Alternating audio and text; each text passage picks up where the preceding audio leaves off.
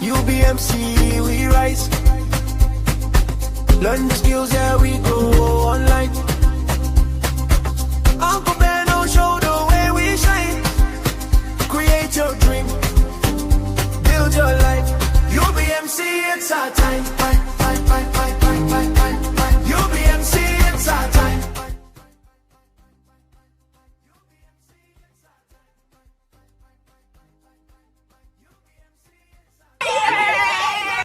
It's a 10, but it's not romantic. It's a 10, but it's an alcoholic.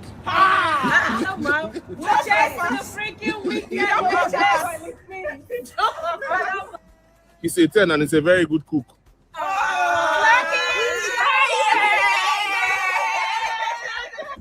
It's a 10, but he snores very loud at night. Really? It's a 10, but he's your stress. I beg. Love is pain. Love is pain. Love is pain. Love is pain. It's a 10, but he's a bad texter. Can we call? Can we call? Yes, it's bad at texting, replying messages. 10, but he's bad in bed. Run away. Run away. Run away. But it's a bad kisser. I don't like it.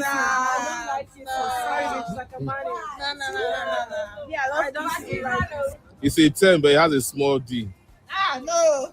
It depends as long as you can perform. No. When you say small, you have. Why are you running? Why are you running? It's a 10, but it's not romantic. It's a 10, but it's an alcoholic.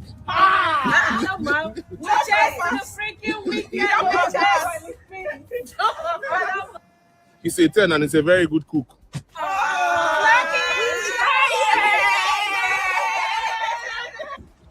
It's a 10, but he snores very loud at night.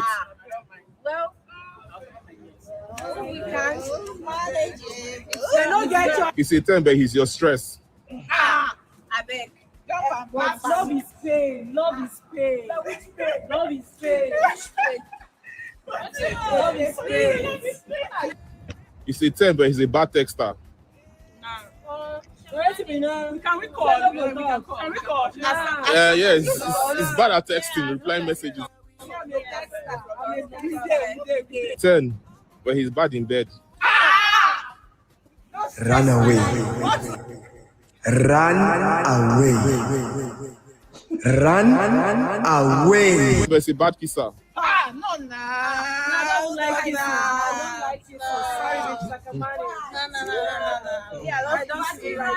It's a 10, but he has a small D. No. It depends as long as you can perform. No. When you say small, you have. Why are you running? Hi guys, I'm Toby. He's a 10, but he's been divorced twice. Absolutely not. It's never gonna work. And on the third one, If the man is single at 50, there's a problem. what do you say? If the man is single at 50, there's a reason. There's a problem. There's a problem. There's a problem. And then why not your problem? He's a 10, but he doesn't want any of your family members visiting. That's a witch. He's a 10, but he wants 7 children.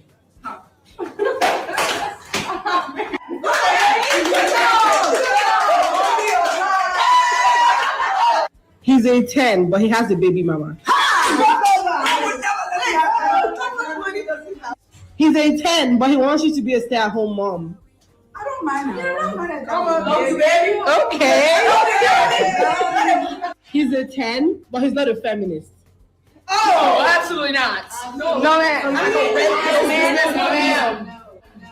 What are you doing in this? Get over here. He's a 10, But he doesn't believe in God.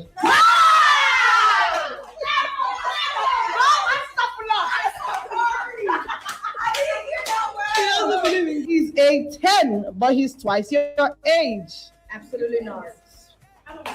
Don't touch me. I don't do that. I like you here. It depends on how he looks, depending. Exactly. He's a 10, but he's not romantic. What's the point? He's a 10, but he has pot belly. Can you show me?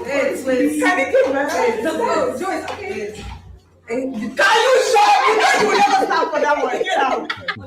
I don't want anything. He's a 10, but he wants 50-50. Of what? 50 of what? I mean, you're all 50, he's all 50. Money. He's a 10, but he's been divorced twice. Absolutely not. It's never gonna work. And I'm the third one. If the man is single at 50, there's a problem. What do you say? If the man is single at 50, there's a reason. There's a problem. There's a problem. He's a 10, but he doesn't want any of your family members visiting. That's a witch. He's a 10, but he wants 7 children.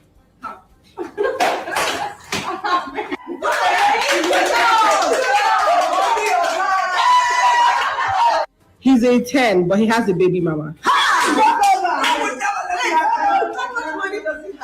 He's a 10, but he wants you to be a stay-at-home mom. I don't mind her. Come on, baby. Okay. He's a 10, but he's not a feminist. Oh, absolutely not. No, ma'am. What are you doing in these? Get over here. He's a 10, but he doesn't believe in God.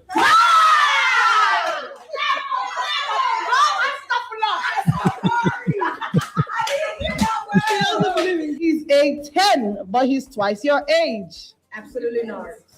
Oh my Don't touch me. I don't do that. I like you here. It depends on how he looks, depending. Exactly. He's a 10, but he's not romantic. What's the point? He's a 10, but he has pot belly. Can you show me?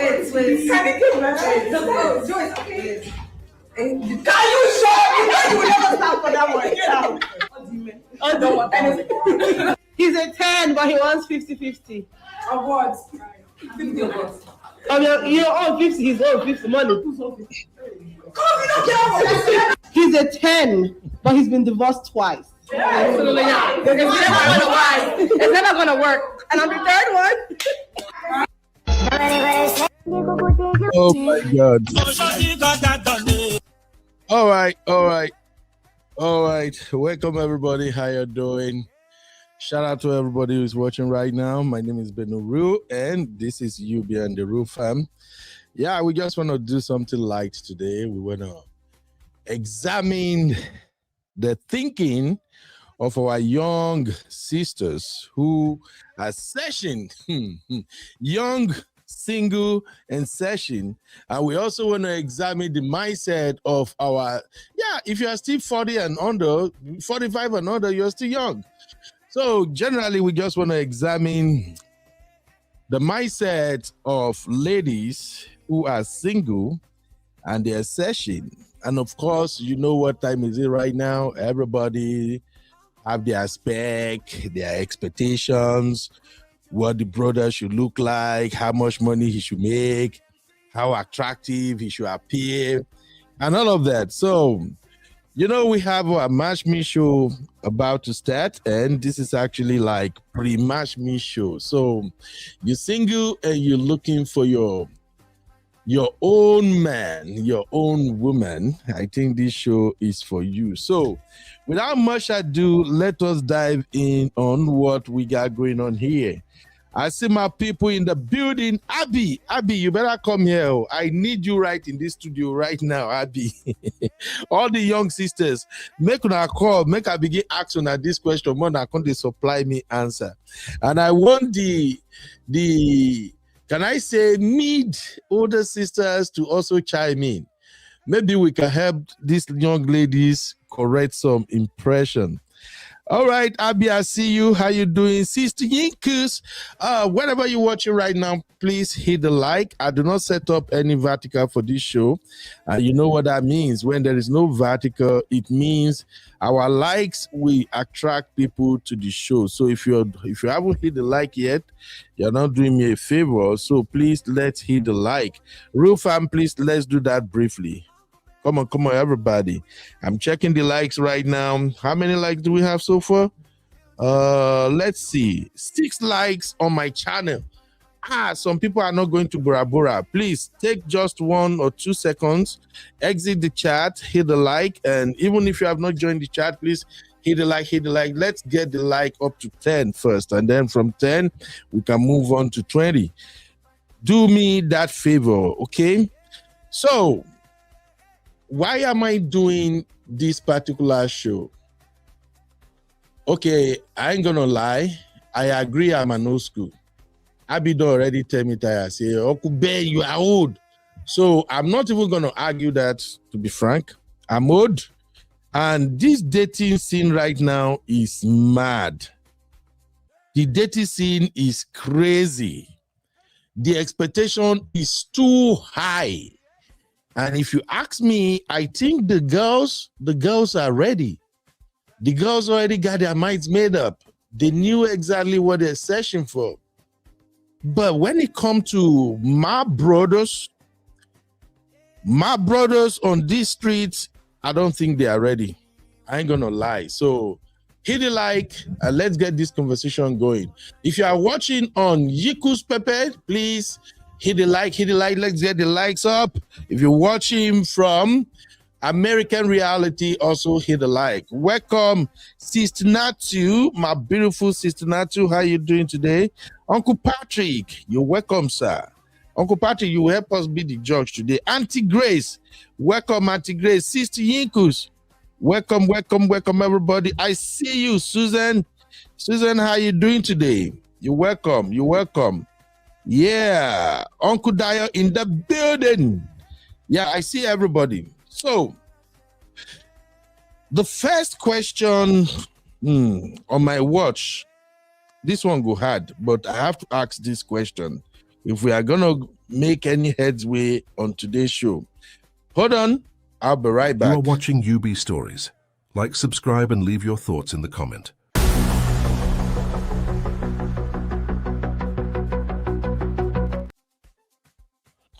All right, here is my first question.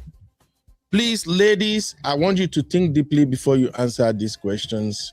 They are very simple questions, but it requires wisdom and it requires self-assessment for you to actually come to a point where you say, yes, I think I have the right answer. So here's the first question. He's a 10, but lives in his father's mansion. Would you actually marry him? Would you marry him? That's the question now. Ladies, drop your answers in the chat. If you want to hop in the studio to supply your answer to me, here is the link. You're welcome. And if you are at work, you're busy, you don't have time to chime in, just call the number scrolling on the screen. Okay? So that's the first question. Keep your answers coming, ladies and gentlemen. Ladies, he's a 10. And for those who are like older than me and my age, that don't know what they mean, you might have seen these videos making rounds on social media where ladies will gather themselves up and one person will ask questions and they will start reacting. If they don't want the man, they will simply run away. And those who think, okay, I can make do with this, they will stay. Okay? So when we say he's 10, from my own research, I think Abby will be a perfect person to explain this better than myself. Abby and my younger ladies, maybe Zeno, Simbi, D, and the like, they can explain this better. When they say somebody is a 10, I think they use that number to represent physical attraction as well as maybe finances. But mostly it's about physical attraction. They think about the height. Yeah, 6 feet, of course, you know, these girls of nowadays. They think about the height. They think about the appearance, the look. You know, some said men with chiseled face, like men whose face don't look robust like my own. They say they are more attractive. You know, just these ladies and these young men nowadays. Only God knows what planet they came from, but mostly they choose people on the basis of attraction. But for me, I think we should add money. So anybody want to explain that, please put it in the chat. Let me read it out. You know how we roll over here. What I don't know, I won't tell you I know it too. So to me, I believe if you say a guy or a lady is a 10, you should have put everything into consideration: the appearance, the finances, education, the status, where they are in life right now. I think those are the things they put together and decided if a woman or a man is a 10 or is a 9 or is a 5. All right, great. Abby is here. Yo, Abby, what's up, mommy? How you doing? Uncle Ben. Good evening, sir. Hey, how are you? Good, thank you. Good evening, Real Fam. I see you too, Uncle Kidola. You're welcome. We will come to you shortly, sir. Abby, you came in at the right time. So, Abby, can you please explain this concept of rating men or women on the basis of 1 to 10? What does that mean? I'm not sure. It's just like the social media trend, isn't it? Yeah. And it's just a social media trend. I don't think it's that serious. I hope. Oh, it's serious now. I hope it's not that serious because some of the questions are a joke. I'm sorry. Some of the questions are a joke. Surely you're not choosing a life partner based off of those questions. Some of them are extremely superficial and unnecessary. So, okay. Yeah. Now, what Bruno tells me is that a 10, a 10 is generally defined by a combination of exceptional self-care, high-level confidence, and deep emotional intelligence, rather than just physical beauty. So core traits include kindness, strong communication skills, unwavering self-confidence, personal hygiene, and a growth mindset. That's what Bruno tells me people are rating when they describe somebody as a 10. Do you agree with that, Abby? Yes, I agree. For someone to be a 10, they have to have a little bit of everything. They have to, they have to be well-rounded, right? So whatever it is that, obviously a 10 to me might not be a 10 to another woman because it will be based off of your needs and what you expect from a partner. But generally, even as a human being, there's just certain things that make you, should I say, a 10 in quotes. So I think it's based off of people's individual needs. You understand? That's why everybody cannot marry everybody. Some people work better with each other. So, but yeah, a 10 should have a little bit of everything and should be balanced. Otherwise, it's not a 10. Atiyika says, that's very superficial. That's zero value, sir. Real women have sense. Auntie Grace said, if he's a 10, he should be financially independent and independent from his father's mansion. And that's the answer to the first question. So, Abby, let's dive into this. I'm going to start with you, sweet girl. He's a 10 based on your own requirement and your own qualifications. He's a 10, but he lives in his father's mansion, meaning the parent lives there and he also lives there. He can have his own apartment, like Peanut say here. Peanut said it depends on if we have our own apartment in the mansion or place. So, Peanut, are you saying you're gonna marry him if he lives in his father's mansion? But Abby, your take. No, it's not a 10. I don't like it.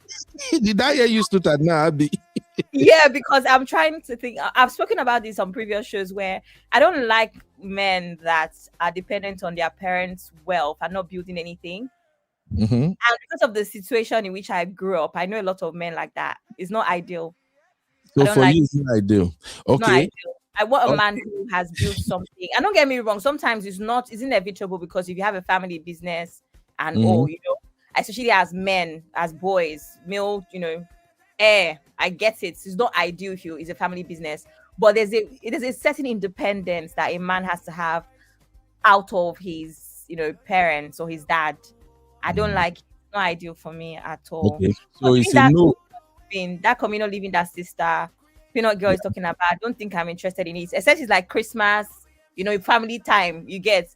But every day of our lives, you have your own flat, your brother has his own flat in the same compound. I don't know. I don't subscribe.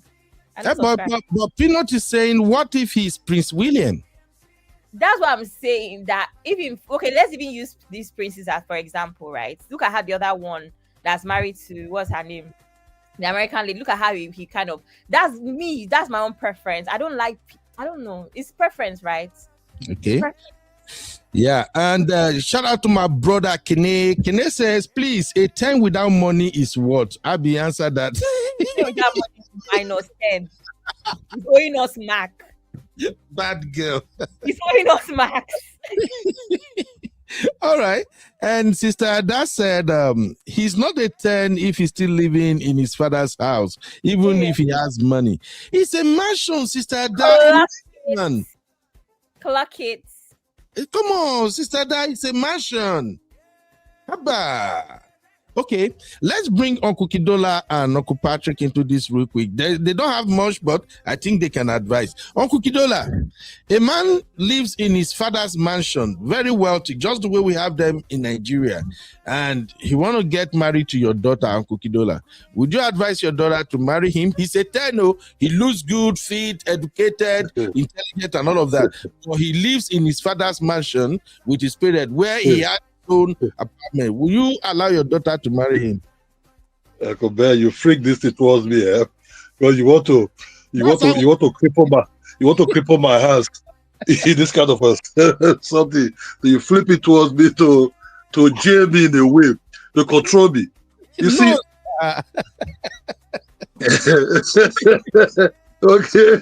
Okay. 10. What is really 10? 10 is depends. If you live in his father's mansion, right? Then came to ask for me, to marry my daughter. Depends how gentleman he is and sweet he is to my daughter. That respect doesn't mean that because he lives in his father's mansion that he will not move out one day. Maybe might just be there. Some of them, the house can be very big and is running things from there to save money. For them to build their own house, everything. And so I don't really view living by the dad as anything, but what they're going to have in future. Do they love each other? Can they bear each other? Can they grow together? I will see these things as part of the whole package. If I tell my daughter, you can, try to know this person, but not really on the wet what is having. The wet will come blood because if it's very rich or even live on its own, but it's not making my daughter to, at least to be happy, what is it there? The money is not, the money is not important. I better let my daughter eat French fries and chicken nugget, and but they fly like butterfly, and try to explore together. That's what I like. Yeah. Kidola, think well. No. You see, that's you jail me now. You tie my hands. Because I've always said, what is okay? Are we talking about Nigeria perspective? Nigerian, African generally. Okay, that's good. There's nothing like 10 in Nigeria woman's eyes. Really? There's nothing like 10. Yes. If you have money, you are as short as dwarfed. Nigeria woman will marry you. Uncle Kidola, I will never do that. I will never do that. See. If you come with that's what I said. That woman, this thing they play 10. What is 10? Uncle Ben, I'm 6'8", right? 6'8" guy. I live in Nigeria before, right? I play basketball in Nigeria, but I don't have money because my father is not rich, right? No girl want to talk to me. You understand me? No girl want to talk to me. But my but friends, No, hold on, first. You have to start. You have to start. I went to University of Benin. No girl want to talk to me because I'm not buying. They don't see me buying something. In that canteen. Buy something. I don't have chinos pants. Now they see the above Benin children, freedom children. All these are nanny children. That they come with people at that time. But when they come with leg, no chick want to talk to me. I'll start tall as about 6'8" guy. But I'll first see guys who are not tall. If I say 5'2", you understand me? They carry, they roll with chicks. You understand me? So they're not like say that. But the day when I roll come, when I travel out, I could say, so this white men, they like people without no money. Without money. They just want to know you. You understand me? They go even jalo you, self. Ballo you. So, say, man, if I ballo this guy, yeah, so he go. Because we have many people in the studio, so that we can. So there's nothing like 10 in Nigeria's standard. Just say, do you have money? Yes. Then they go run follow you. Come with Mercedes Benz. Come with the best whip you can come with. Don't forget 10. This one I just pretend. No 10. All right. If you come with Mercedes Benz and you are still in your parents' house, this is the question he's asking. You are not addressing that. If you live in your parents' house, you come with Mercedes Benz, they will run after you. Okay. I'm a man. I've seen these things. Okukidola, we are not looking at it from perspective of a man now. The only way we as men we can participate in this conversation is if we assume the role of a father, that the daughter approach and say, hey, dad, see this guy, I like him, he like me, but this is the situation on ground. So as a father, what are we going to do? Are we going to encourage our daughter to continue, or to say, hey, I don't think this is a good sign? So that's what I think we should do, Brakidola. Okay. Yeah, but what I said before, right? If it's a man that understands things, right? What happened today might not happen tomorrow. So you just, it still have to be safety, love, happiness, first than that money. You understand me? If these things are not there, my guy, forget it. The money can never make you happy. It's not there because he cannot afford his house. He is there because of control. Your daughter will be used as a slave, serving the family. All right? All right? Okay. Auntie Grace, I'll come back to you. Make I quickly go to Patrick, because it be like some Patrick, they busy. So, Uncle Patrick, the father, your daughter meet this awesome guy. He's okay. He's 10, but lives in his father's mansion. I want to marry your daughter to live there with him. What would be your advice, sir? Uncle Ben, thank you. Sister Brakidola, it's been a while. Great Uniben. Great. Thank you, my brother. I did. Good evening, Uncle Patrick. Greatest of the greatest. Yes. Yeah, I don't do this thing now. Okay, go on, sir. Uncle Ben, I said I will not be talking much. I'm just going to say this little word. The question you just asked, Uncle Ben, you are led by the Spirit of God. I'm saying this is a very important question. And some things happen that I know life that I'm using to even cancel people. I'm going to give you an example. My nephew, my sister's son, when he wants to get married, they live in Atlanta. When I went to my sister's house mansion, because the husband has a good job. Mansion, when they want to marry, you know what my sister told the son? Why don't you save your money for a while? You can move in with your wife. And they listened, they moved in, saving money. Can you believe, because this girl, she's a white girl, can you believe the mother of our mother-in-law, she's a principal. She retired, she sold her house and moved in. They gave her a room, she moved in. So because my sister's husband was in Michigan, has a very good job, so he doesn't want to move. The job he got, they even pay half of what they were paying in Michigan. Very gentleman. You know, they're elderly. So the Yeah. mama moved, the mother-in-law moved. They were living as family. You know what happened? The mother-in-law got a contract in Saudi to go and, as a consultant for new school. He paid him more than $300,000. By the time she came back, he just bought a new house and lived the place. My nephew, after some time, they moved out. You know, when they bought their house, you know, the testimony he gave, he said the greatest thing the mother did to her was for her to allow them to stay to save money to buy this house. You know what? You know where he's working at? He's a vice president of a multi-billion-dollar company. This young man. Okay. So it depends on how you brought up your children. The father lives in a mansion. He's a 10. You know, this man has a future.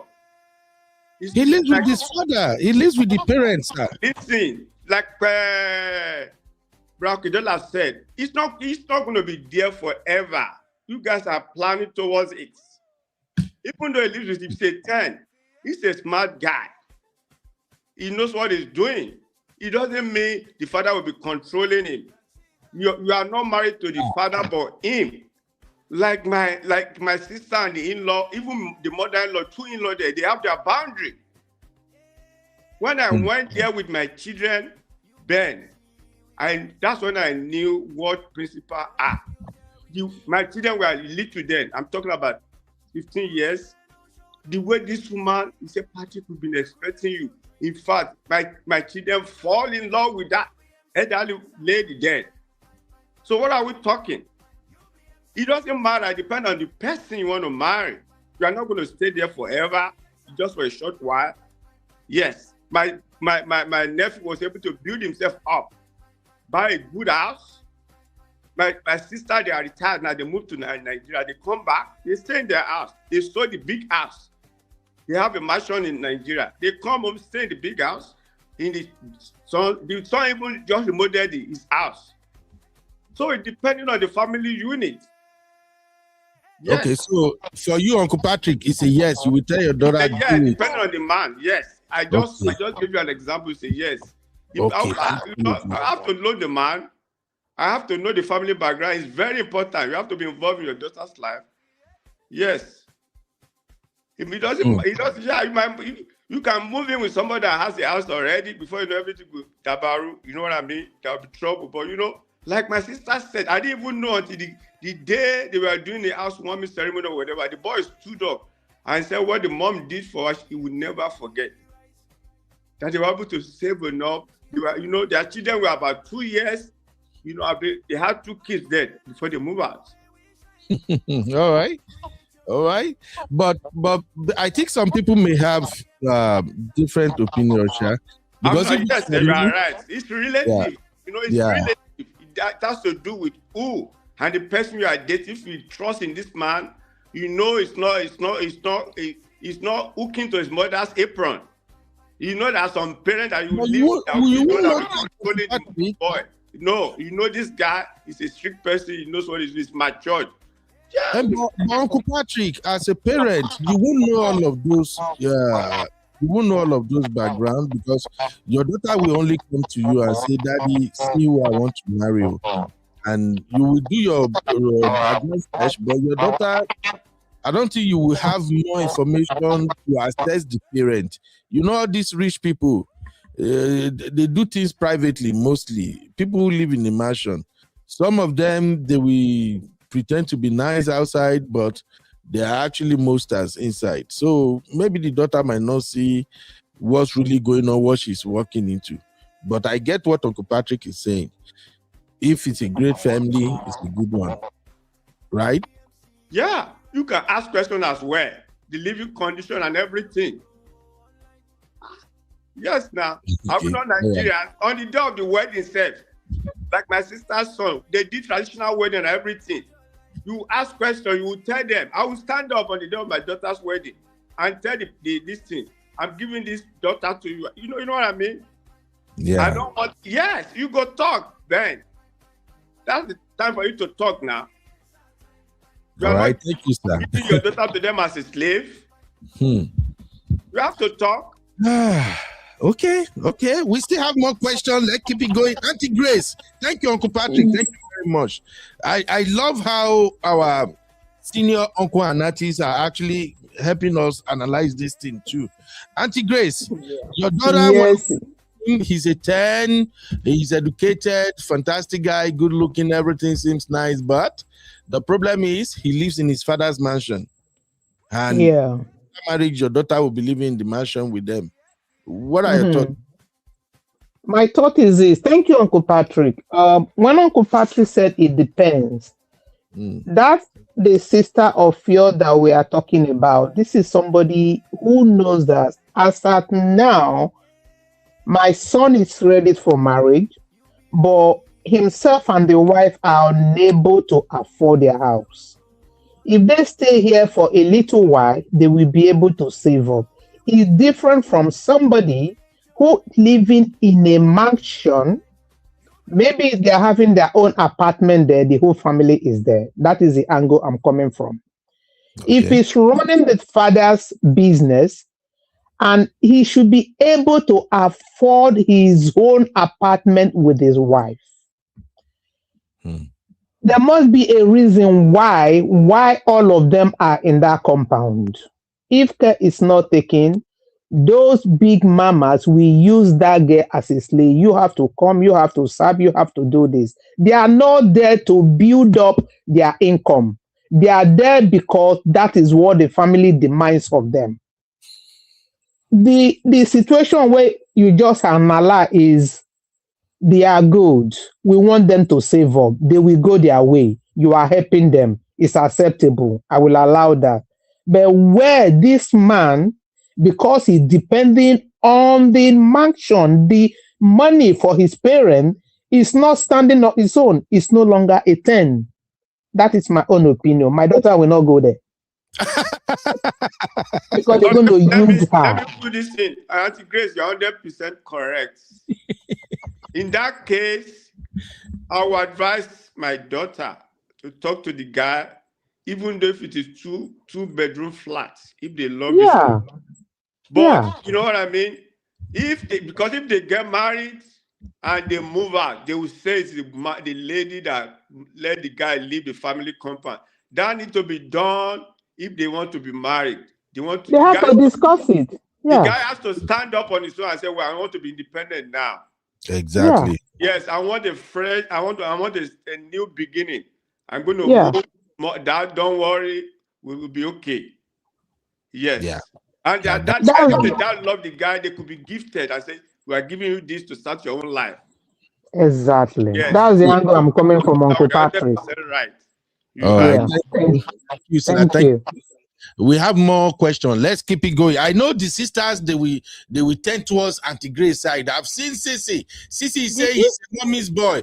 Did you see Asinkus is here too? Asinkus is here. Yeah, I know. Arik also say he's a mommy's boy.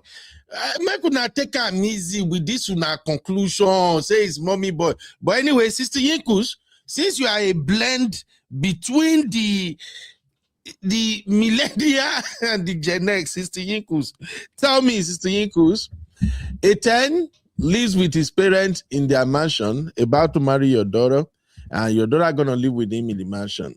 Would you actually advise your daughter to marry him? Yeah, good afternoon, everybody. Good afternoon, Uncle Ben. I hope there's no echo today because I've been trying to work on this sound. Good evening. Awesome. Good evening, Avi. Good evening, everybody. Auntie Grace, Uncle Patrick. Good evening, my darling. Good evening. Yes, so for me, this one is it's kind of like a straightforward answer for me. It is a no. Capital N-O. Because they're wealthy, right? They have a mansion, right? So why can't he have his own place?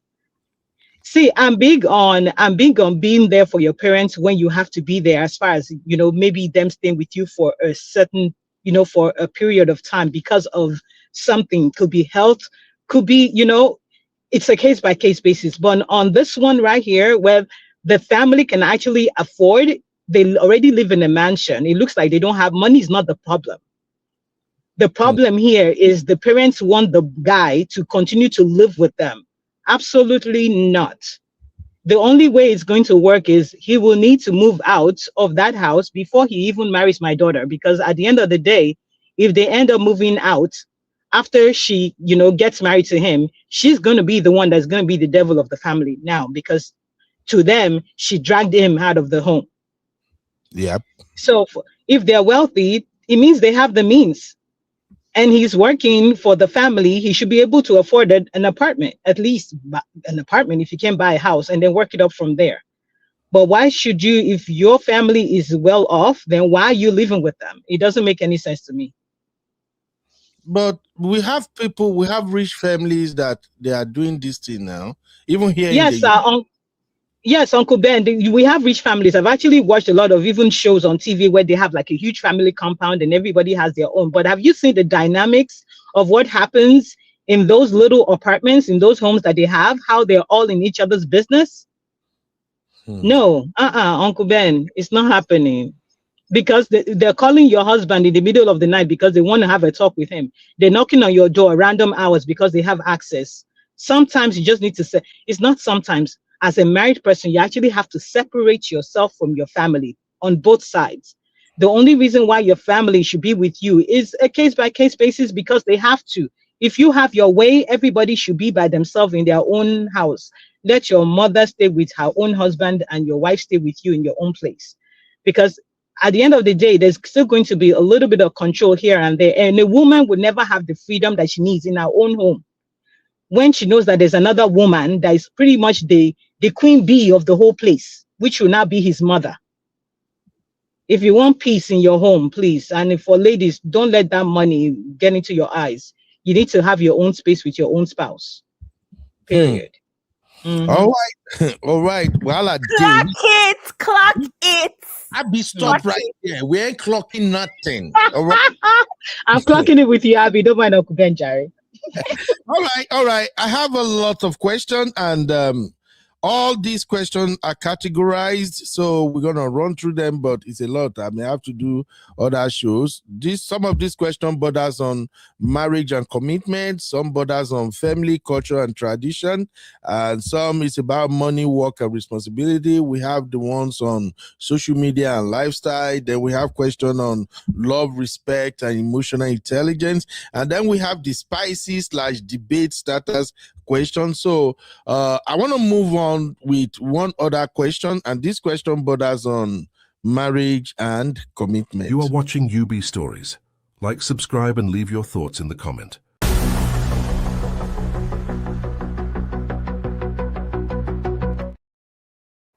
Yeah, welcome back, everybody. Shout out to my brother Chucky. Chucky say, nobody is a 10. Chucky, are you sure? 10. I agree with that. Nobody's a 10. Even me, I'm a 10. When it comes to handsome looking men with one pack, I'm a 10. Are you stress us like this? I get 10.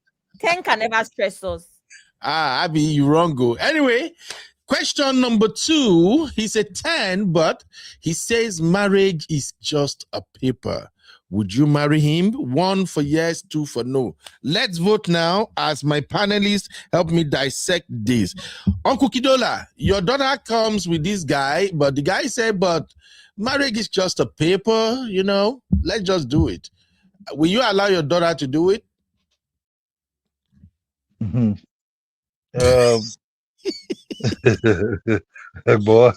the way the Abua says something, but the way they call the put out to my daughter, that be okay.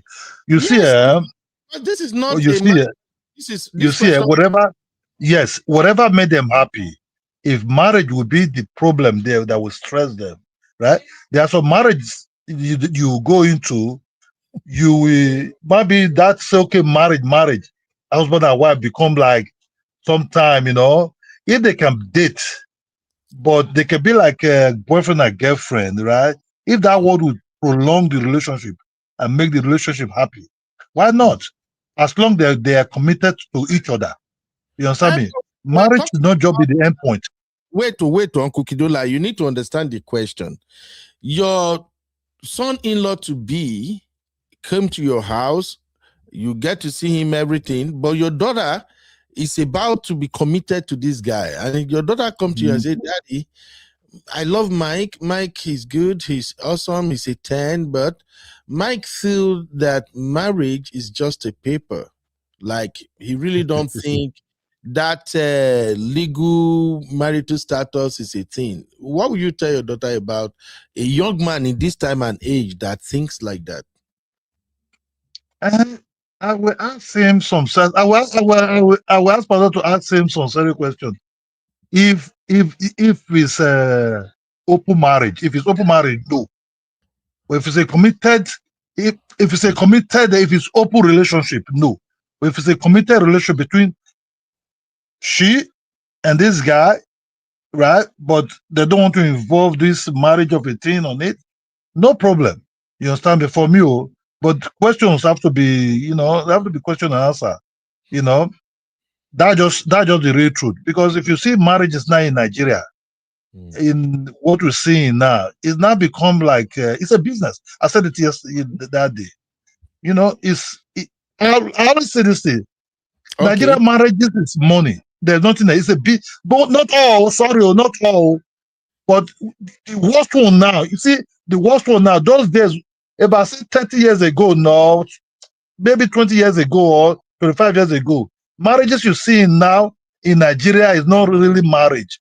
It's about, can you feed me? Who is this guy? I want to be with you because you have money. But actually not really knowing this guy. You understand me? Okay, then when everything be concluded or everything, they don't forget anything what they do. Rakidola, see what I would say you do, sir. Because since many of us are having daughters now, these are some of the questions, some of the issues our daughters will be bringing home. Because right now in the dating world, this is what is in their world. And we don't live in this their world. So we have to understand how to read through these questions and know how to advise them. Brakidola, forget say Nigeria marriage man. No, you don't live in Nigeria. Where you live right now, I promise you, if you have a teenage girl who is around 16, 18, or even maybe early adulthood right now, this is what they are dealing with now. These are the boys that are out there, how those boys are thinking. So, and our children will always come to us for advice. So please just think deeply about this. But yes or no, he says. No, I would say that because you see, I lived with my wife for 7 years before I married her. You know, in total, in total, I'm with her now for almost 30 years, right? For that 30 years, right, I'm very, very happy. I don't have no stress. I want to ask first, where is this thing going to? That's why I say if it's a committed relationship between she and, both of them have this kind of committed, no problem. They can enjoy themselves. But what matter in this relationship actually is love, real deep love. Are they there for each other? It's not about the legal paper. The legal paper is nothing. Okay, so for you, it's a yes. You will say, go ahead. The legal paper is nothing. Yes. But Brakidola, you are married legally, right? Yes, because I did it after 7 years. After 7 years. That's why you married after 7 years. Brakidola, no let our sisters hear this one. No, I said after 7 years because we were living together happily. We were traveling together. We do things together. We drive bicycle to the park together. We climb we do all kind of things together, right? But when we started having children, right? And I said, okay, you know what? My father married to my mother, when it was, when I came out. And I decided, look, babe, I want to marry you. I think I know you enough. You're there for me. And that's how I did it. You understand me? But it was never under stress or push. I get your point, Brakidola, no worry. But please, because of this modern day way we date, sir, if your daughter come and said a guy want to date her, even for 3 years without marriage, bros, no encourage them. Love or no love. Okay, thank you very much, Brakidola. I don't know if Uncle Patrick is still free. Uncle Patrick, are you still free, sir? Uncle Patrick is driving. Okay, yeah, I know saying they busy earlier. Auntie Grace, this question Yes, is it yes, for you? sir. Auntie Sorry, Grace, come again. Yeah. this question, he's a 10, but he says marriage is just a paper. Will you encourage your daughter to go ahead with him, or you will say no? If marriage is just a paper, I'll ask him what he wants. Relationship for life? Yeah. Simple question. You want to keep him for life? He's a man. He can decide to be there until he's 70. He will still get somebody to marry. Is he going to waste my daughter's life for years and years? At the end of the day, he will find that, he didn't serve my parents. He didn't need them. He didn't say a car, a kule, and then you dump him for no one like Doris Ogala or whatever. No. If marriage is just a paper, define what you want now. You want to start having babies? What do you want? Definitely no. There is no commitment there. He has to define what he wants. Otherwise, the earlier you stop it, the better. Right. Thank you very much, man. Sister Yinkus, marriage is just a paper, man. Sister Yinkus. So if my daughter were to come to me to ask me about that, it clearly means that what does she want? They're already misaligned from the jump. Because if she was in agreement with it, it wouldn't be something that she would even ask me. So right off the bat, the foundation is already rocky. So there's really no need moving on.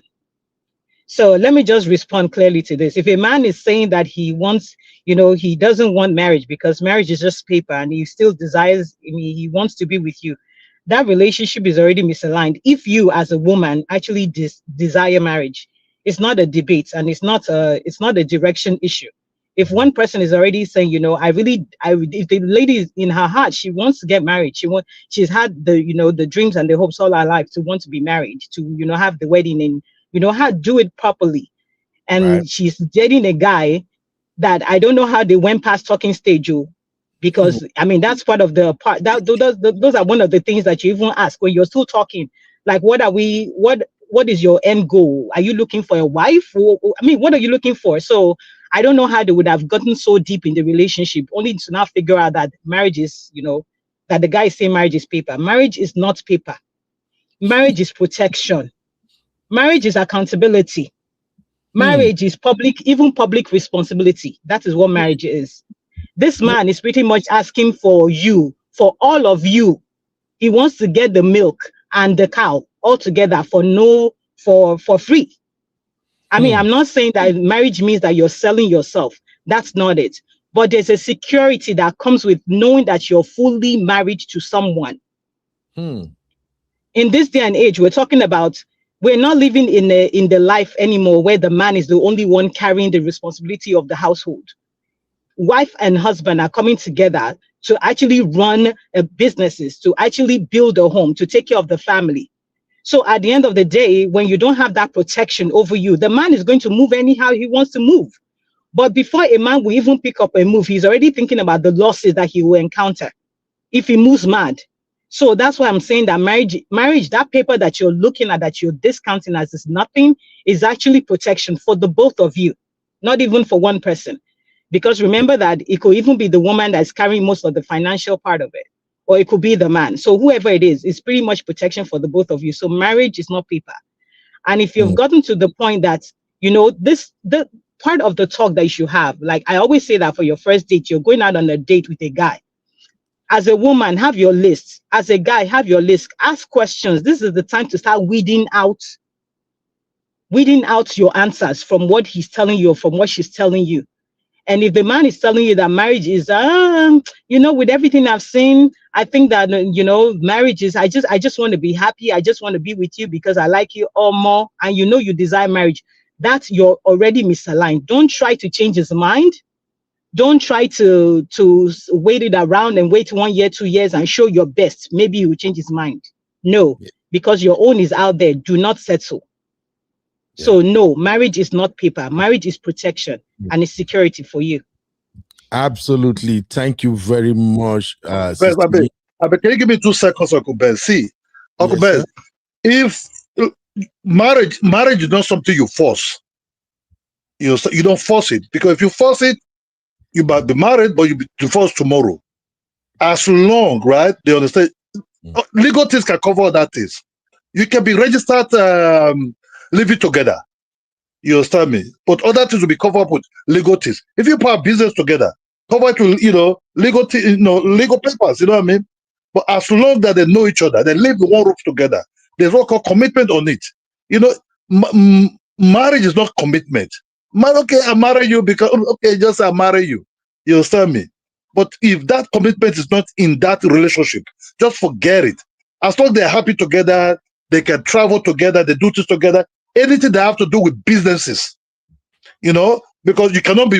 Nobody wants to be a liability to anybody. Now she's working or he's working. If they want to contribute money, they are in anything they want to do. You have to be covered up by legal means. You understand me? So tomorrow they're not there together. They both find their way. You understand me? Even when you marry or you not marry, but that's just that commitment, on it. Fly together. Do all kind of things together. Just enjoy the moment. Take it as time to time. Not you force it, then you're dead. The body become boring. That's what I mean.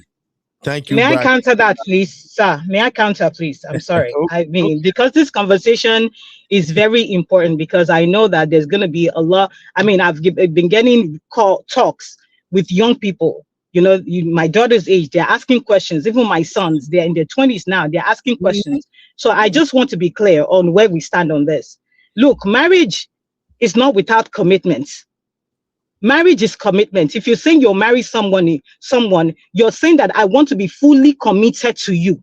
And commitment, and it's not just commitment with the paper, is the consequences of you failing on your commitments. It is protection for both the man and the woman. When you're just living, you can fly around, you can do whatever you want to do. You can have vacations, you can do all that. You do all of that while you're still dating each other. You do all of that while you're also in the marriage.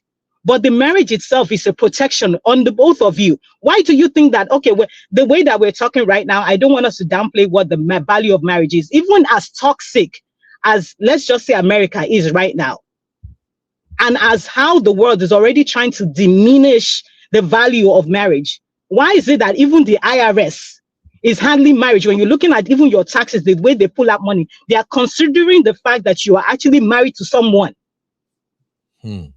There are consequences to everything that we do in this life, and there are consequences to downplaying things that are actually major. And this is one of them. This is one of the institutions that you do not mess with, because it will actually mess up your life. Now, there are people that have been married that their life still got messed up, but they didn't know that going into it. There's a difference in going into something that you already know you're already misaligned from the jump. The foundation is already faulty from the jump, but you go into it because this is not a matter of you forcing the man. You decide, you know what? I really love him. He says marriage is paper. Okay, even though I want to be married, but he doesn't want to be married, I'm going to go with him. Hey, right there, your foundation has already cracked. So there's no way you can build on that it will be solid, except for some way, one way or the other, the both of you come together and you actually align at one point, which is very, very hard, because you already gave the greatest power that you have in that union away, and that's the marriage. Thank you. Thank you, Sister Yinkus. All right, we got to keep it moving, but let me go to the chat real quick, and then I will come back to Abby. Abby is the judge and jury on this show. So this is Mash Me. So the reason Abby is my judge and jury is because now their generation now we they deal with now. So any finance I will Abby give me, now waiting I go hold on to be that. My sisters and my aunties, my uncles, they will advise you guys on what you should consider. Okay, I believe everybody is understanding the pattern of this show now, how it goes. So please, this thing will really help you if you listen. All right. So Chucky said, any man coming with that time is manipulative. Chucky, one Don Pedro for you, because honestly, to me, I would tell young girls out there, any guy that tells you, oh, marriage is just a paper, that is a guy who is not ready to be committed to you. That is a guy who still wants his freedom to do whatever he wants. If my daughter tells me, Daddy, but my boyfriend say he loves me, he takes care of me. We go, we travel together, we do so many things. But anytime I brought up the issue of when we're gonna settle down, when we're gonna get married, he will always say, Blessing, I love you, but marriage is just a paper. What matter is we're happy together. Now me, Uncle Benny, now me go take my hand pursue that boy. I go drive, go in Papa house, chase Sam. What? I'm just telling you, frankly speaking. Shout out to my lovely sister Doopsy, our own Okeke. Doopsy said, I want you, but no marriage, aka I want all the goodies you have without committed to you. Who Doopsy? One Don Pedro, I will send you a bottle, don't worry. I don't know what CC is clapping for, but CC said, no one is forcing, the understanding should be there. Yeah, no one is forcing, but the understanding should be there from the beginning. It shouldn't be a gray area. Absolutely. And Auntie Grace said, you don't force it. Come out of that relationship, especially women. You go don't know, say Auntie Grace, na really auntie she be. Auntie Grace, I tell you, say you need to advise women. I think there's not even joke at all. Doopsy also said, a man who wants you will want you all to himself selfishly. Whoa. This move fresh, you did bust my head this morning. He will want security and assurance that you are his completely. Don't get it twisted. Absolutely. If I love you, now me go drag your yash, go where we go do registry. I don't want you to go nowhere. So, please, yo, shout out to Sister Fola Prestige. How you doing, my lovely sister? You're welcome. And Auntie LaBelle said, it's ladies who always at the receiving end. She doesn't need to force. She moves. Okay, now you see what we're talking about, people. All right, Abby, we got to move to the next one, but let me have your take real quick, Abby. Can I just say that I don't have an issue, sir? Go ahead. I don't have an issue with anybody wanting whatever they want. My issue is that most men in this situation are rarely ever honest about it, so that at least the woman can leave you in peace, right? Because there are women. No, it's true. Because for every kind of, let me choose my words carefully. For every kind of man, there is a woman. There's no point in you, even married men. There's going to be women that are okay with dating married men, but no. What you want to do is chase the girls that are not okay with it and lie about it. So if you want to stay 10 years dating, there's women too that will say marriage is just a paper. Why not go for them? No, they never want to go for the people that they are equally yoked with. They want to go for the people that they want to ruin and destroy their lives. That is my only issue here. If you want to stay 10 years unmarried, if you want marriage just a paper, go and find your tribe. Leave the people that actually want the good things and don't manipulate them into what you want. That's all. Because I'm not going to lie. Really and truly, it's not by force. It's actually not by force. You don't want to marry. It's not in your path. You don't believe him. No problem. Just be honest about it. There's going to be a woman that shares in the same thoughts as you. That's all. That's my issue. All right, that's my baby girl Abby, the Gen Z president. Okay, the next set of questions, I'm gonna merge two questions together because that one I think is a simple open and close. Then the third one will be the one we will deliberate upon. All right, if everybody is ready, I am also ready. You are watching UB Stories. Like, subscribe, and leave your thoughts in the comment.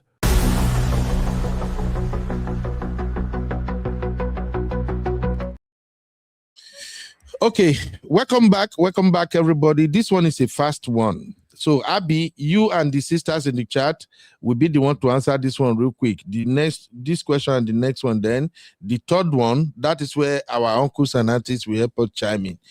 The first one is, he's a 10, but he's always broke with big dreams. Drop a 1 if you are going to marry him. Drop a 2 if it's a no for you. All right, let's do this real quick. Abby, address this real quick. Where do you stand with this? He has big dream, a fantastic dream. He's ambitious. The future is very, very bright, but he's always broke. I'm not even choosing 1 or 2. I'm choosing 4. Throw him away. Throw him away. throw him into the Atlantic Ocean. What? Abby, remember Okay, something. this is similar to there's one person that I know, is actually a platonic friend. Abby. You know these people that they claim that they are rappers, they are DJs. Oga, you are 35, your career never blew. Which day do you want to be like Wizkid? Oga, please, let's be for real. The worst thing that anybody can do is just sit down and be daydreaming. You're not going for any goals. You're not achieving anything. Uncle Ben, that's nonsense. You're going to sit down there with someone that say, baby, one day it will click. Baby, don't worry, one day it will click. 10 years married, 3 children. Baby, it will click. Did we click? Oh, did you watch that movie by Tyler Perry? Yes. That movie now, the movie where that lady was struggling with him. He eventually clicked that. He invented something. He eventually clicked, no problem. Yeah. I know the movie you're talking about, but Uncle Ben, what are the odds? I'm just saying that even in general, we discussed on the previous show as well, where nobody is here to say that. Even I think we're talking about, I think Auntie Inkus was there when, and even Sissy, where we're saying that we're not here to say abandon a man because he's out of work for a year or 2 years. Now, that's not the point. I think the point is the little efforts that he makes, right? We know men that in the meantime, they'll say, okay, let's do Uber to get by while I'm still waiting for my dream job. But this idea of waiting for this dream and not doing anything, is your job to provide. At least let your wife even see that you're doing something. So we're not here to say you must be the richest man or you must be. He has a dream. Abby has a dream. That is irresponsibility on the highest order. So your dream now, okay, now let's your dream feed your children now. Let your dream feed your children. So that's the irresponsibility, Uncle Ben. You need to at least do something to achieve. All of us, we have a dream, Uncle Ben. As you see me like this, my dream is to not be waking up. Oh. My dream is waking up at 11 a.m. But it's not realistic until it is. So, all right. Let's keep it moving. Sisters and uncles, I will bring you my Egbona aunties, but let's just quickly handle these 2 questions. So Sissy said, say no to struggle love. I know that's what you will say anyway. Sissy, that has always been you from the get-go. Chucky said, if he's broke with big dreams, what's it 10? You be a beg. Chucky, don't you want us to encourage our young boys and young girls? We need to tell these young girls of nowadays to be patient. Some boys really have big dreams. Chucky. Chucky, don't be a bad uncle. Come on now. And Sister Fola said, cut your size according to your material. 2. Sister Fola, hey, you don't want to make, oh, no. Make it not do like this. Chucky said, this sounds like fake it till you make it. I think everybody does that these days now. Huh? Sissy said, dreamers are the worst. Sissy, you are not a good inspiration for young men. No, Sissy, you cannot encourage young boys the way you stand at times. Yes, that movie is acrimony. Auntie Grace say, what makes him a 10 as a broke man always? This is deep. Sissy said, an anomaly is not the norm. 99 of them will never make it. Get a job, please. Absolutely, Sissy, you are right. Even though I'm playing around, but honestly, you are right, Sissy. Chucky said, okay, ladies, be calming down. Nothing is as interesting to you guys discussing broke men. Una broke too. Chucky, I don't have energy to fight this afternoon, I beg. Just leave my sisters alone. No. Because my sister, they know they believe, say they too, they broke. But man, no go find trouble. Let me just keep it moving. Sister Fola said, make it first before marriage. You ladies don't want to have patience and at least work with us. All right, the next one real quick, Abby. He's a 10, but he doesn't like working for anyone. Abby, Uncle Ben, same thing. Out of this, my nightmare dream. Abby, how I go put that now? Help me out here, Abby. Uncle Ben, it's the same but thing. He doesn't like working for anyone. Where do you stand, Mama? Uncle Ben, same thing what I just said. We all have to start somewhere. If Mhm. you are able to start a business and it takes off within 2-3 years before you get married and you're able to sustain it and you're now this top entrepreneur that's even Forbes has recognized, amazing. But that's not going to be everybody's reality. If you're building, we're all building something, Uncle Ben. Don't we all have businesses and still have 9 to 5s and all? No problem. You start from somewhere. The point here is responsibility. Be responsible enough to know that, you know what, as an adult, this might not be my ideal life, but I'm working towards my ideal life. That's just being responsible. We're all working towards our ideal life. Go, Ben, I want to be waking. I told you I want to be traveling to try private jet. I'll be waking up in Bora Bora, but it's not realistic. I have to work. Do you understand? So all of us can say that this is how we want to be retired. This is where we're headed. But you have to start from somewhere. And if starting from somewhere, working a 9 to 5, if starting from somewhere is not even exactly loving your job, but you found ways to spark joy here and there until you get the next thing. Of course, you have to. No, please. Okay, you. go ahead. Nobody's going to save you. So, you have to do what you have to do. So that's what I'm saying. You can't just and there's many people like that. Oh, they're always entrepreneurs. Every month they write new proposal, new business proposal. No one has ever clicked or go and get 9 to 5. Go and work for somebody.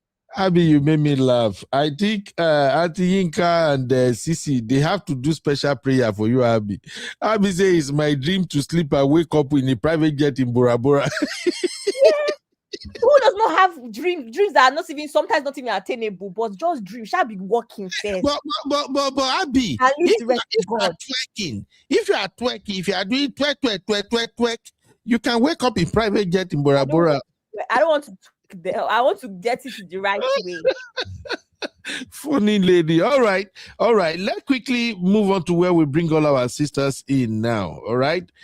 So Sister Fola said, make it first before marriage, Joe. And then Sisi said, I have a son and I wouldn't want him to be a liability to a woman. Have your dreams, but keep working alongside it. If you blow, great. If it's not, at least you still have something doing. Oh, Sisi, I love that. I think I have to clap for you for that. That's a very, very good one. That's a good one. So, brothers, if you are watching this later, please take notes. Yeah, it's good for you to not want to work for anybody, but you have to hang on to something before you can finally let go. Me, that I'm talking to you right now as an uncle, if I'm in Nigeria, honestly speaking, if I'm in Nigeria, I would have quit my job. I will have quit my job and I will be a millionaire in less than 6 months based on what I know how to do. But I live in the US, there is no way I can quit my job because even though I know this thing will work, now 50-50. So I still hold on to my job. So what sisters are saying here is, please get a job. If I have to advise you as an uncle, this is what I'm going to tell you, honestly speaking. Get a job. Don't be one of those people that will say, you know what, I don't want to work for anyone. I'm starting my own. We are not saying you will not be successful, but sometimes to get it up there, sometimes out of 100, you can hardly find 5 that it works for successfully. So please hold on to a job. It's very, very important. Now, if you hold on to a job and then you find your baby girl, you are in love, and she's also a professional, she has a good job. If she key into your dream, if she saw what you are doing, like, oh my God, this can really, really make us blow. She might say, you know what, babe, let me handle everything for the next 4 months so you can concentrate on this. It makes sense like that. But even while you leave your regular 9 to 5, you still need a part-time job, something to just at least augment the bills and stuff like that. So thank you very, very much for that take. It makes a lot of sense, Sisi. Thank you. Sister Fola say, we are not broke at all. Sister Fola, some girls are broke, I beg. Sister Marriott, what's up, mommy? Sister Marriott said he's working for his customers unless he's living on his inheritance. All right, Sisi say, it's my dream not to work and just be enjoying life. Whoa. I'm sorry for you, Sisi. No woman can actually say they don't want to work nowadays, and I will come to that later. I have checked out women's stuff. Your stuff are too expensive. I will advise no brother, and I'm still gonna do a show on that. No brother should marry to any woman that don't want to work. I saw a video of a lady lamenting of her being a full-time housewife and shit like that. Do not marry any woman that want to be a full-time housewife. I'm telling you now, bros. Hear me out. Never ever settle to marrying a woman that want to be a full-time housewife. Don't marry a woman that don't want to work. Women are freaky expensive. When you see them step out looking good, now money they look so. So young boys, listen to me right now. Women are expensive by default. From head to toe, their hair, their makeup, their nails.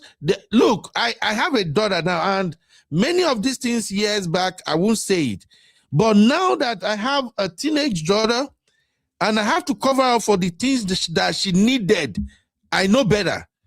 Before, I used to like even drag with my madam. If my madam tell me, say, babe, I need this. If she called the price, I go argue and say, waiting be this, waiting be that. But now, who is my daughter gonna call? Now me go call. So I know it. Women are expensive, and for any man that is hearing right now, if your wife is looking good and she's not bothering you with money for her to look good, worship that woman every now and then. Just transfer money to her account. So please don't make that mistake, young folks. Do not marry a girl that don't want to work. What broke? Okay, but let's go to our final question. Uncle Ben, not if you marry Ned Woko. You have to work. Regina that doesn't have to work, how the one that where they did now? Ned Bawo. Not if you marry Ned. Even Shade that is married to Okoya is working. She's a special breed. She chose to work. Auntie Yinka won Abby now. Abby is trying to trigger me. I almost want to explode before your comment to me. Abby, you better take time. All right, let's bring our sisters and uncle into this conversation. So here is the question that top it all for me. He's a 10, but he doesn't believe in traditional marriage rights. He's a 10. He doesn't believe in traditional marriage right. Please, I want you to take your time before you answer this one. No, it's very, very tricky. Okay, but I don't like this question. So, Abby, come back. Abby, you know you will be. I'm not changing nothing, Abby.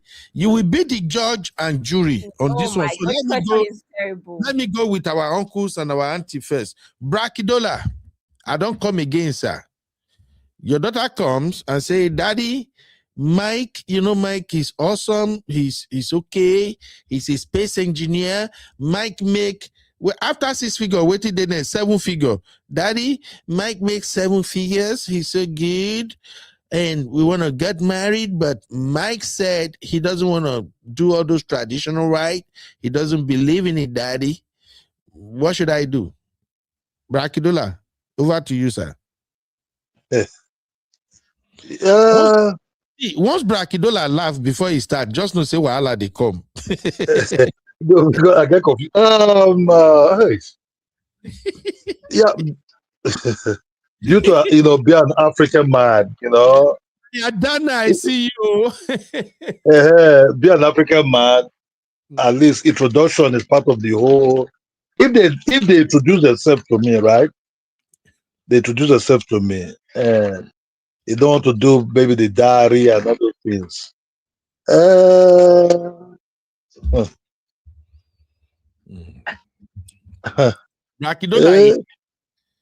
Tradition comes first due to the culture. I will tell the guy, you're not just come here to pick you come here to pick human being, and somebody raised that woman being, you're not coming to pick a cola nut and say goodbye, sir.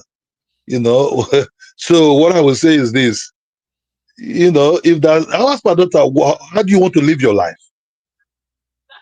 First of all, because I'm not going to live the life for her. She have to live the life. She have to choose the side of her life. So is what you see, deciding for children of nowadays is very, very difficult. because they all have their own way of life. I might be old school, but not really total old school. But so if it's okay, that's kind of life. I said, but you have to guide yourself up with all kind of means that you want to, guide yourself up with.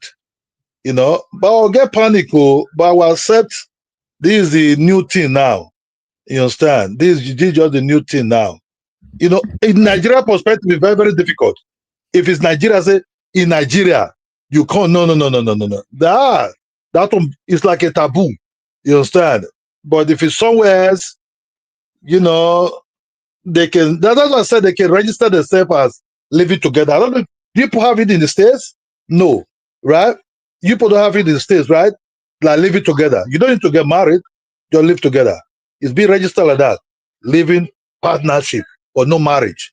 You understand me? If that's what they want to do, but everything have to be covered up with legal paper. Whatever happen, everybody go his own way. Nobody's going to pay nobody. No money will be exchanged. What you came with, that's what you go with. That's just kind of life. For me, I like, but Uncle Ben, you have to understand, life is more than some of all these things. The life is short. Rock it as you can rock it. I enjoy it. For you, not about.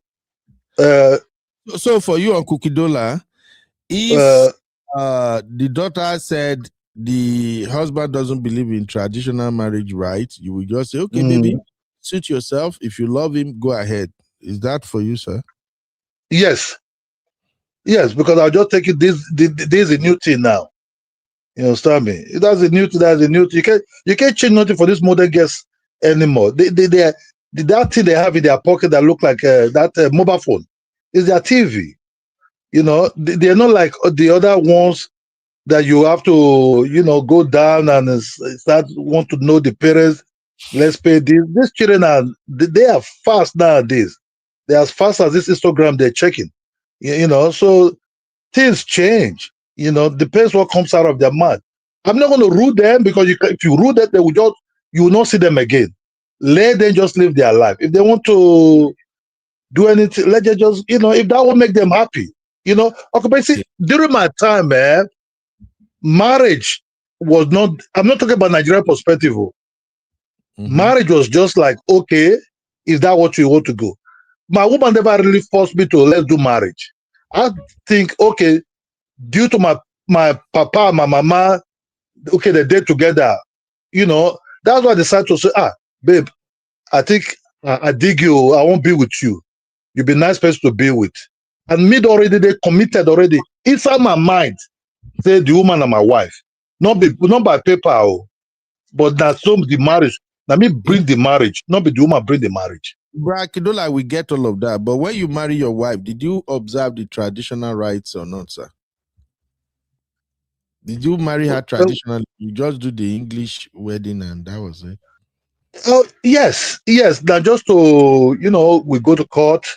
We go to court and register the marriage there. Then the party, took place. No, I'm not married to a Nigerian woman, no. So I not do those traditional something. I not go home. If you are okay, let me correct this impression, sir. Even if you are not married to a Nigerian woman, even if you marry to a white woman, they still have their own tradition. The white marriage we are doing is their own traditional. Yes, If you talk about those white, yes, but it's less stressful. I do it according to their own culture, so not on Nigeria culture. That's the same thing we are saying. That is you, the man, still having culture. And that's why I'm asking you now that if your daughter said, I want to marry Mike, we're compatible, everything is okay, but he say he doesn't believe in traditional marriage right. Is it okay by you as a father? That's just what I'm asking. And would you advise a girl to go ahead to marry a man like that who doesn't believe in traditional marriage right? It's just a simple yes or no, sir. Yeah. Oh yes, if that's what made them happy. It's all about, for me, it's all about happiness. Whatever happen tomorrow, I don't care. If they want to break it up tomorrow, that's what they want. but they will do it amicably, no threat, nothing on it. But if that's what they want and that will make them happy, let it ride on. All right. Thank you, Brakidola. Thank you very much. Yeah. Who? Brakidola. I like your mindset, sir. All right. Let's quickly go to Auntie Grace. Auntie Grace. Yes, sir. He doesn't believe in traditional rights. Would you advise a daughter or a young girl to still go ahead to marry that kind of a man? It depends. We don't hear you, Auntie Grace. You are far away from your mic. Yeah, we still can't hear you. You are still far away, man. Hello, Auntie Grace. Or is it just me? Abby, can you hear Auntie Grace? We can't hear her. No. Auntie Grace, we can't hear you, man. You are talking. I know you are there, but I don't know whether your earpiece or your phone. Okay, let me change this. I don't know what's going on. Auntie Grace, we can hear you now. That position is right. We can hear you now. Okay. Yeah. I'm saying traditional, I wouldn't make too much fuss, but if they don't want to do, some people will say, I don't want to do traditional, I don't want to go all this ashwebi, all this noise, all the boa boa. They can just come in, see the family, sit together, just do a little thing to family meet and bless them, and then they go to either if they want to go to church, they want to go to court, however they want it. I won't make a fuss about doing all the. Some people want to do it because this is where I belongs to this, right? But if they don't want to do it, I won't make too much fuss. But there's a way they can come together for the two families to meet and then pray for them. This day, do they actually pay bride price? Even my own time and all that, my dad wasn't taking bride price. I'm not selling my daughter. Just pray for them, let them go. It depends on family. So, or if somebody say, I don't want to make too much noise about it, come together. You want to go to church and go to court. Even in the Western world here is a court and the church that they recognize, Church of England here and the court. Otherwise, I won't make too much fuss about it. Okay. I understand where that is coming from as a mom. Uncle Patrick is back. Sister Yika will come to you, but maybe we give Uncle Patrick a chance. Uncle Patrick, sir. Hey, Uncle Ben. Uncle Ben, I don't know if you see the last question we are treating right now. Yes, I see him now. I see him. What are your takes, sir? Uncle Ben, I'm a traditional man like you. I don't so Abby's Agbada since last year to land for London. See what thing they happen. I beg. Don't tell me that Period. Uncle Patrick, you can wear that to church or court. No. Leave that one. With all the while where they do, they carry you go college, they pay your tuition. That is what I want. I'm not kidding. Yeah, I want to be, I've been going to other people as an elder. Sit down. So when it now come to my, we will do it. Make the guy come. Let the guy know the way we do it. I know. Don't you see men know the way they wear Nigerian this way than they do now? We are choking and everything. Uncle Ben, don't you like it? I love it. Yeah, so that family can be together. You see their father, even their father prostrating. A car some smile, a car some sound. They will prostrate for their in-law. I beg. That's the fun of it. Yes. And it depends on how you brought up your children. Let them know from beginning. Yeah. If you have children that don't even care about your culture, they are not going to Nigeria, you have an issue. They know that, they say, no, let them know. Let them know where they are coming from. They wait for them. I'll go do them. I bet. Uncle Patrick, if the boy that wants to marry her now said, I love you, you and I were made together from heaven, but I don't believe in traditional marriage. And your daughter come and tell you, but Dad, Mike doesn't believe in traditional marriage, Dad. What would Make you tell Mike, say Papa believe in traditional marriage. It's the truth. The first question that was asked, I didn't see anywhere. I went to Walmart last week. They were not selling marriage certificates because marriage is an institution.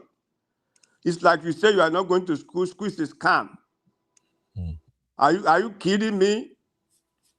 With the education, with Auntie Cap said a lot. So anybody that comes to you and tells you it's just a paper, are you serious? Even diploma certificates, they're not the seller for Walmart. You have to work for it. It's just like telling a woman having a baby is a big deal. It's not 9-month pregnancy, just go to the hospital. No, why you like, are you serious? It's your life. So you have to think about it. I'm just giving this example for our kids to know how serious it is. The family is going to be involved. Whatever comes from the other family, you are going to carry. Two shall be one. It starts from there. It's a serious issue. And if you have age, you are dating a guy 6 months, you say, where are we heading to?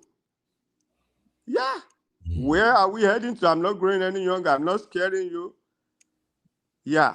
This is my plan. Okay.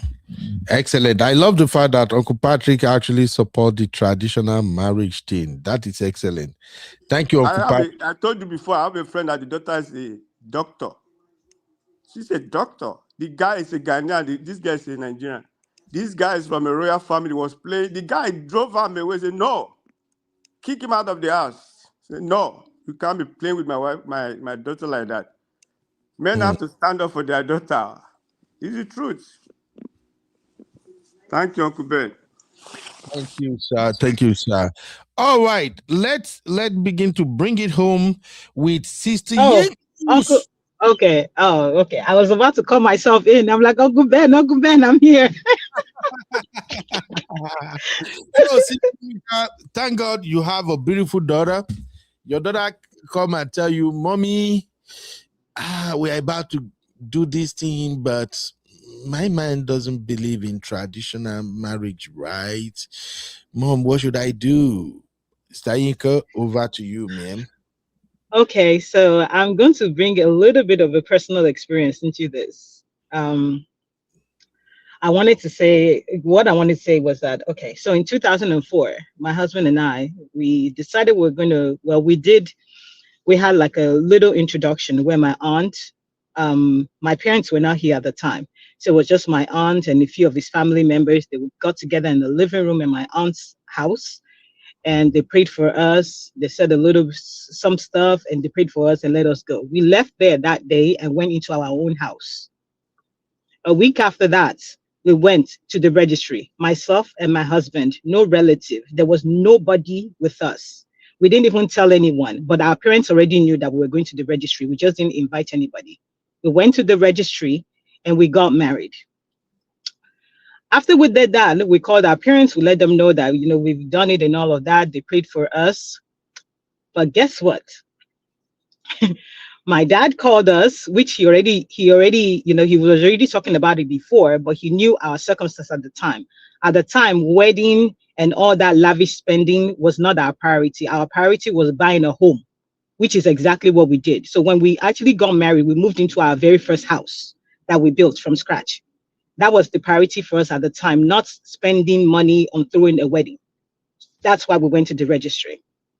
Now, 8 years down the line, in 2012, after I had my third child, my dad came to the US. This is after my husband and I, we kind of like, okay, maybe when we get to, maybe 10 years anniversary or something, we'll have like a renewal of vow here in the US. And, we'll call our family and friends, and all our family members will be there to witness and all that. My dad came in 2012 when I had my third child, and he sat us down. He called my husband to the front and he said, Ogbeniwa, I raised this girl. I know that you've been taking care of my daughter. You've been doing right by her. I know, but you have to marry her traditionally. I know it's going to be tough because you guys now have all these little kids here, but you got to do what you got to do. And I know you guys are already married, but you owe us that, and you cannot take it away from us. Like, we deserve to have that from our child that we raised. And not one time did my husband say, oh no, we cannot do it.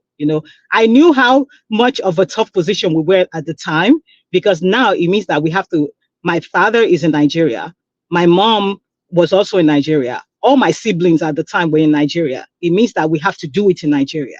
And now I have 3 kids on top of that. But guess what, Uncle Ben? And everybody listening. We planned it out. My dad said, you know what? No rush. I'm just letting you guys know, but you have to do it. So he said, come back with a date. Let me know whatever you guys decide, whenever you want to do it. And, you know, we'll do what we have to do on our part to make sure everything goes well. So here we are. From the time that my dad spoke with my husband, I didn't say a word, but my husband understood the weight of traditional marriage. And it's not like he didn't know that it was important as well. But at the time, we felt like, we now we have the family, we have children and all of that. And, we just went past all of that. But somebody called us back. And I have to tell you that when we went to Nigeria to have the trad, not only did we have the trad, we had the full white wedding. But I can tell you right now that I don't even remember a quarter of what we did for the white wedding.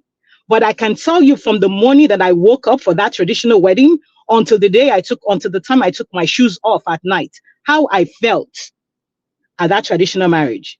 And I didn't even know the weight of what it will be for me. Even the way I'm saying this, because it may be different for other people, but I've heard a lot of people experience it as well. Mm-hmm. Even the way that that my husband's family began to see me in the family. This is me being a wife already for 8 years.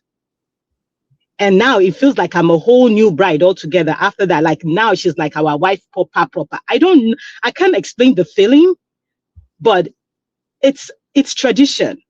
And I'm saying this, it's different when it's money that's holding you guys from doing it. But if it is that the guy just does not believe in your values, in the values of your family, that is also part of alignment and misalignment.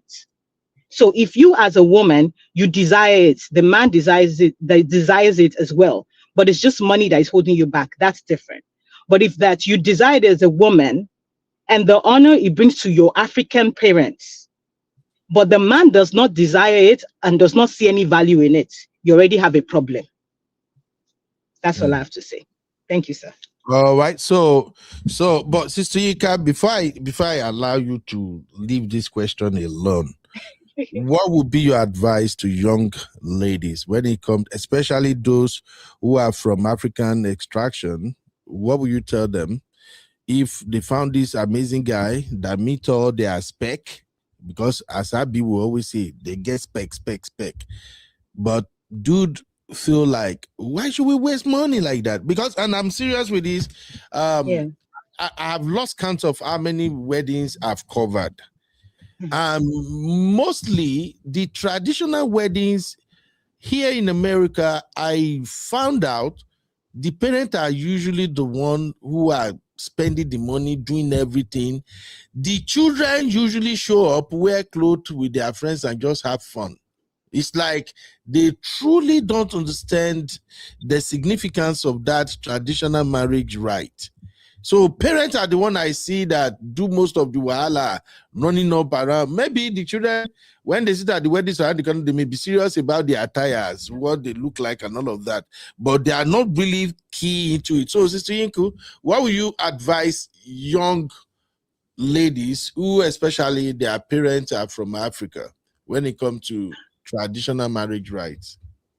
I mean, my advice is, number one, always cut your coat according to your size. I've seen extravagant African weddings, traditional weddings. It doesn't have to be that big. Even for us that went to Nigeria, the only reason why we went to Nigeria is because none of my family members here, my immediate family, were here. If they were here, it probably wouldn't even be that big. It probably be a small hall or even my father's house.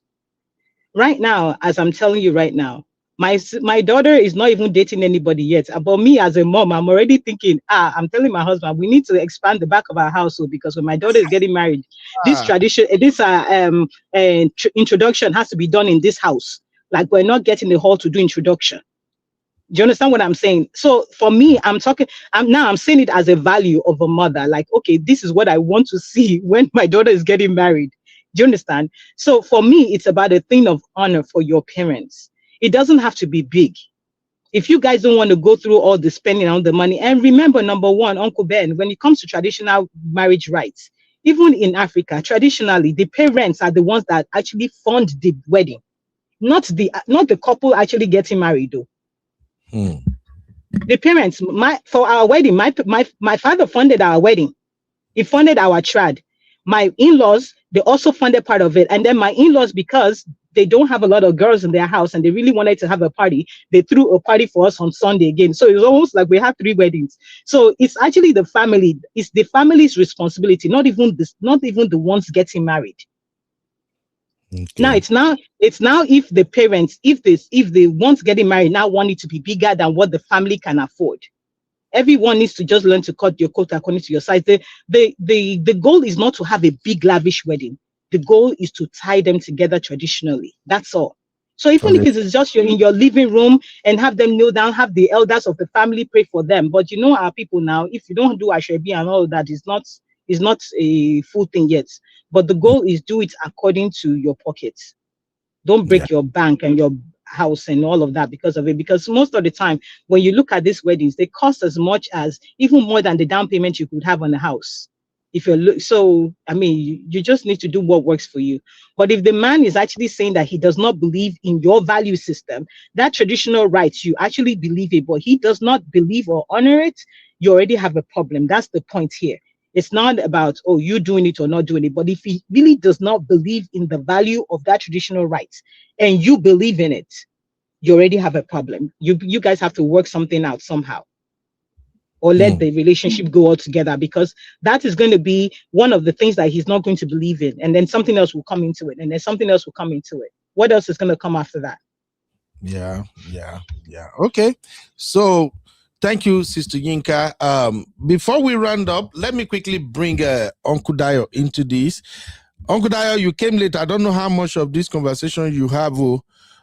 This show is supposed to be young girls and boys show, but you know how Holy Spirit they direct. So during the show, I now figured that okay, it's gonna be great if we allow the young ones to tell us if they're gonna marry someone or not. But it's even more better if we have our at least elder ones to clarify some of these confusing questions for them. So, and I think I'm loving it like this. But Uncle Dayo, did you hear the last 3 questions? I don't know how long you've been watching, sir. Thank you very much, Uncle Beno. I've actually been hearing everything from the beginning till now. I was in transit, so I could not be talking while I'm in transit. So that's why when I got home now, I started to enter the studio. First off, thank you for this question. I want to say good evening to every family in the house, Brother Kidola, Uncle Patrick, Auntie Grace, Abby, Uncle Beno, and everybody on the platform. Good evening. Good evening, Uncle Dayo. Now, what about my brother? How are you, sir? 2 things. When my brother Kidola was talking earlier on about companionship, and Sister Yinka too was like trying to fight back. I think both of them are talking from the 2 sides of a coin, the same coin. Because what Brother Kidola was trying to emphasize was that you can have a good companion if you're supposed to be partner or wife. And that companionship should be very, very much respected and celebrated. But when it comes to marriage is deeper than just having a good companion. So I think we need to make that one clear. But what I've noticed is that this generation of our youth these days, they are trying to destroy every element that holds marriage together. They are not seeing it as if it's a trap or it's a cage which they must break away from. Because I see no reason why, if you look at all their targeted questions and all their targeted moves concerning marriage these days, is to water down whatever is called marriage and to make it look as if it is nothing. And that's why we, the custodian of the old age, or we, the conservative elders, we need to be much more, we need to be much loud over this matter. We need to be vocal to let the youth know that no, those traditions or those customs were not just there for cosmetics. They were there for a reason. And that's why I really give a shout out to my sister Yunkus for bringing out those qualities. Why marriage is very, very important, and the reason why it cannot be watered down for anything else. If not, once they are succeeded in watering down marriages, that means the essence that keep us together as man and wife has been lost, and that will be lost forever, and God forbid. So back to the question at hand now. How can a guy that wants to marry your daughter, number one, we kept using the word 10, 10, 10. I don't know what Abby was looking at. How can you be a 10 if you don't have money? How can you be a 10? You are still living in your father's house. How can you be a 10 and you are just having dreams? You cannot even make effort. I thank God that I like a response. Your dream cannot feed your children. So keep on dreaming. He said no. But funny enough, these are the realities of some of our youth today. This is what they are facing. If this were to happen in our days, everybody would have laughed it off. But funny enough, this is reality of our present day youth now. That's why some of them are even looking like, should I even need to marry? Why must I marry? Why must I make that commitment? Why must I enter that? Now, some of them see marriage as a trap. They see it as a cage. But no, marriage is not a trap. Marriage is not a cage. Marriage is an holy commitment between two people to raise a godly family and to raise godly children and to bring about good parenting to have a better society. The reason why we are having the society that we're having these days is because marriages have failed to live up to their expectations. That's why we have children that are now moving mad, because so many failed marriages brought that about. I did be that we have marriages that are working as they should. I can bet you will not be where we are now. At least many homes, many people in the country will have been okay. But lastly, to answer you directly, sir. Question. If I have a son, or if I have a daughter, and the boy wants to come and marry my daughter, saying that he does not want to do that, does not believe in traditional marriage rights, then he's in the wrong address. So he's in the wrong address, because my daughter does not even belong to me. My daughter belongs to my family. When I say my family, I still have uncles. I still have people that are like head of my family that they still have a say. In fact, most of the things that you will bring, some of them will go to them directly, not even to me. Only part of it will come to me as the father of your bride. So that person has completely lost an address. He's not coming to marry my daughter. Thank you. So you will tell your daughter, I don't think this is gonna work if this guy don't respect our traditional values. Is that what Uncle Beno, even my children. See, that's why we have been telling them earlier on. You see, when you have children like that, from their early age, be schooling them about your traditions. It's normal. Don't just let them be. Maybe when they grow up, they will find out. No, we as parents have the responsibility to be telling them what are the norms, what are the things to be done, what are the, so that will shape their own mindset too. So when they meet a Mango Park, they will know that no, my father will not even look at this one twice. So it's our responsibility to be teaching them. That's my take. Thank you, sir.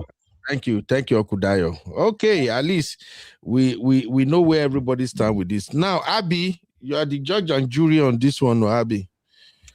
I'm going to keep it very short and simple. I think that whatever it is that the family of whoever you're going to marry requires, you should be able to do at a last respect, especially from the woman's point.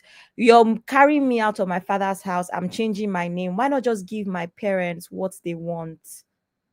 As long as it's within reason, I don't have to come and do juju or something that is so out of line, you know.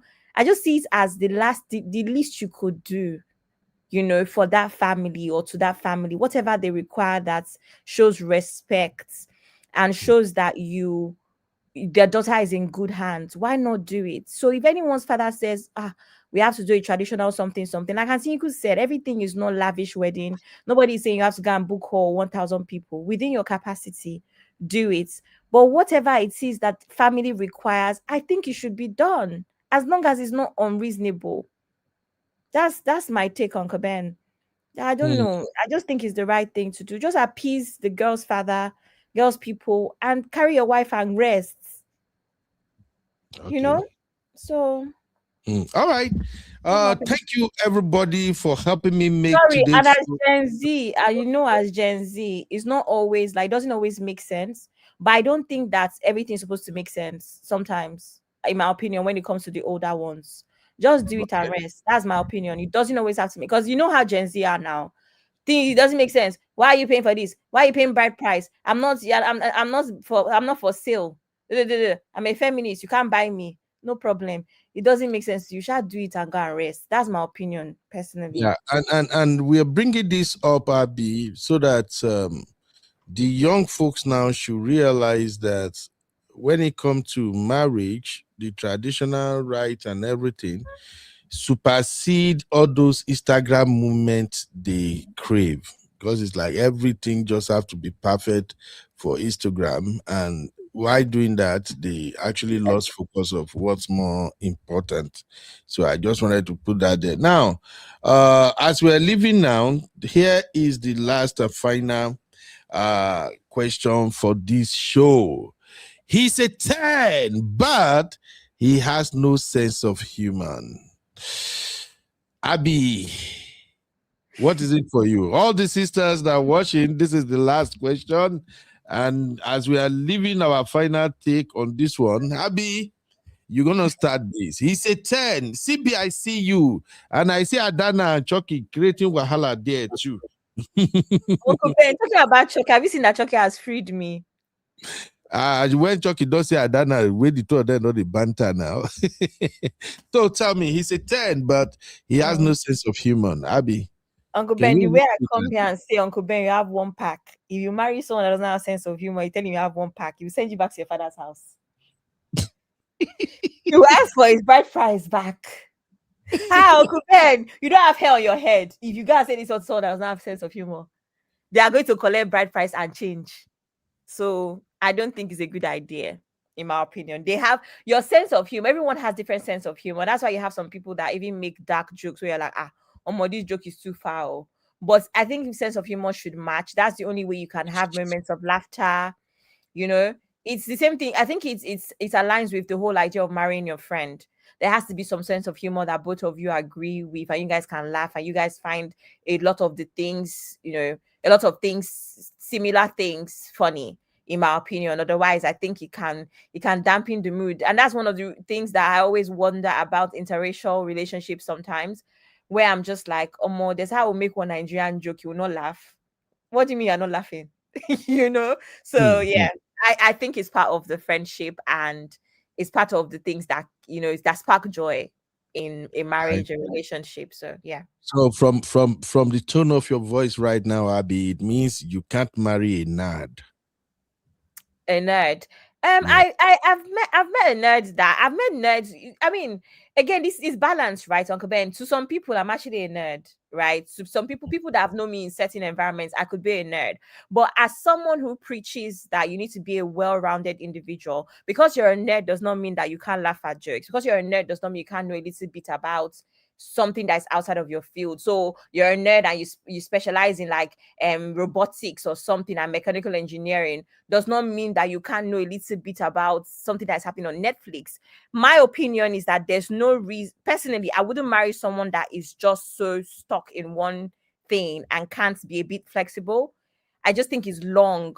I don't think it's a good idea. I believe that people should be well-rounded and enjoy a little bit of a couple of things, or here and there, personally, in my opinion. So I think a nerd is relative, because I know nerds that are fun when it requires, but when it comes down to the actual work, them, so I wouldn't say that means you're a nerd, personally.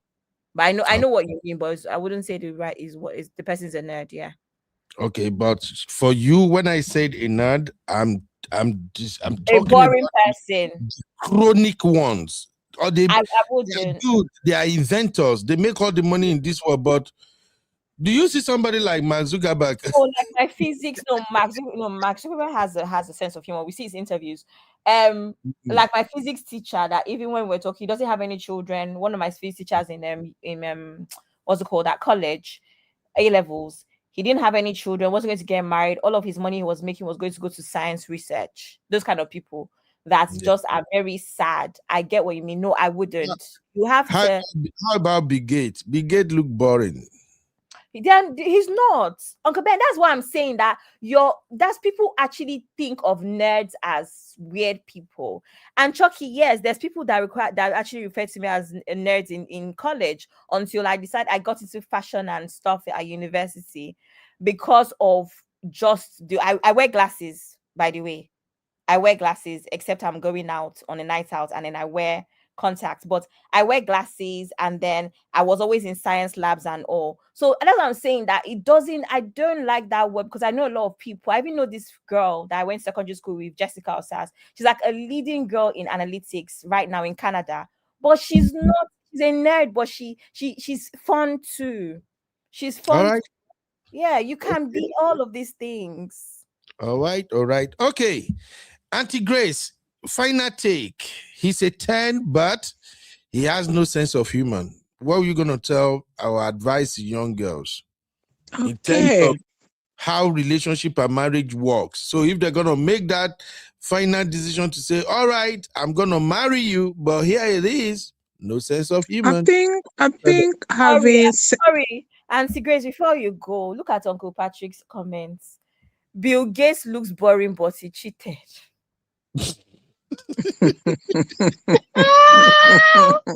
Oh my goodness. I never heard that one before. Never. Yes, he cheated. Don't you remember? No, I didn't hear that one. He did not cheat. Who did he cheat with?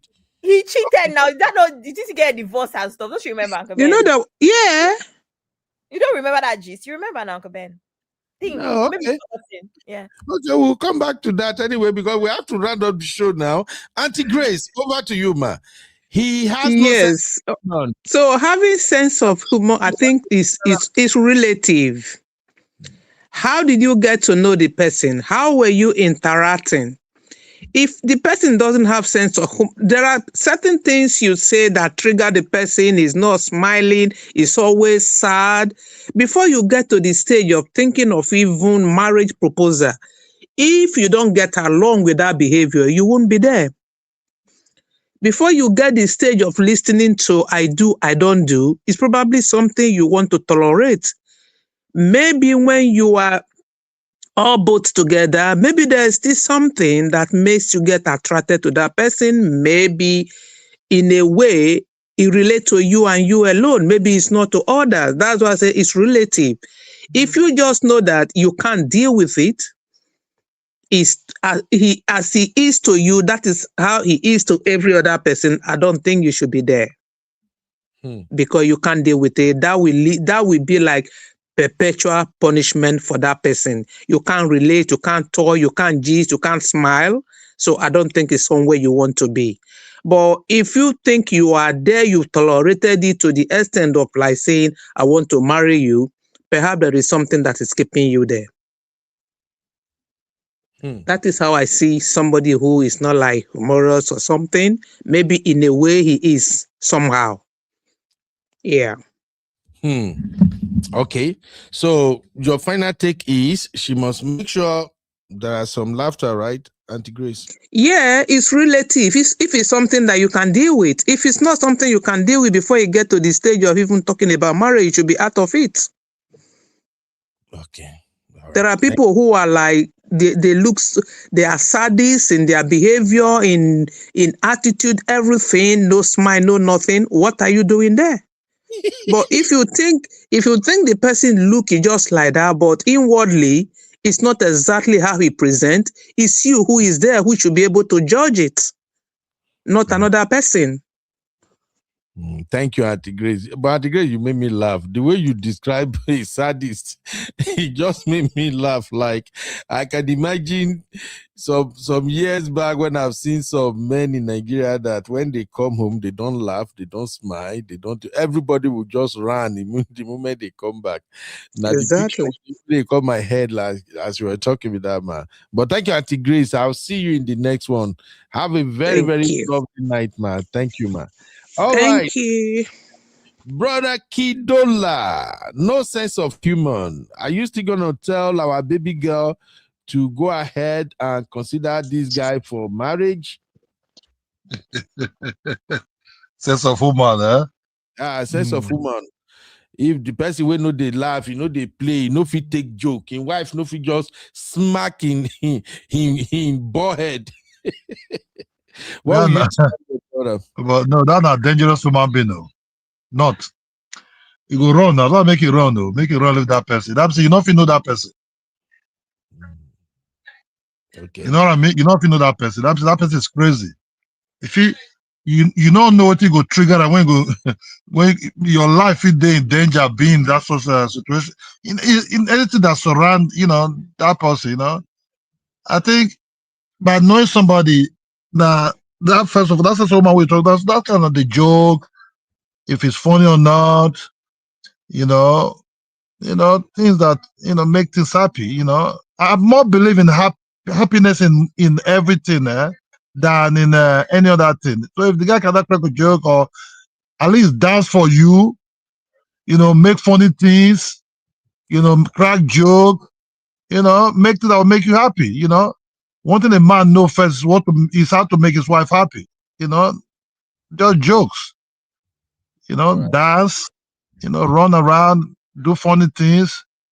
When you love a woman, you can be a little bit something else, and that woman will see it. But if that thing is not there, the guy just kind of stiff up. Well, you go run, though. You go just run. Uncle Ben, one thing I would say about life, you talked about this sense of woman. That's what I try to talk about. This sense of woman also leads to happiness. What makes man really actually happy?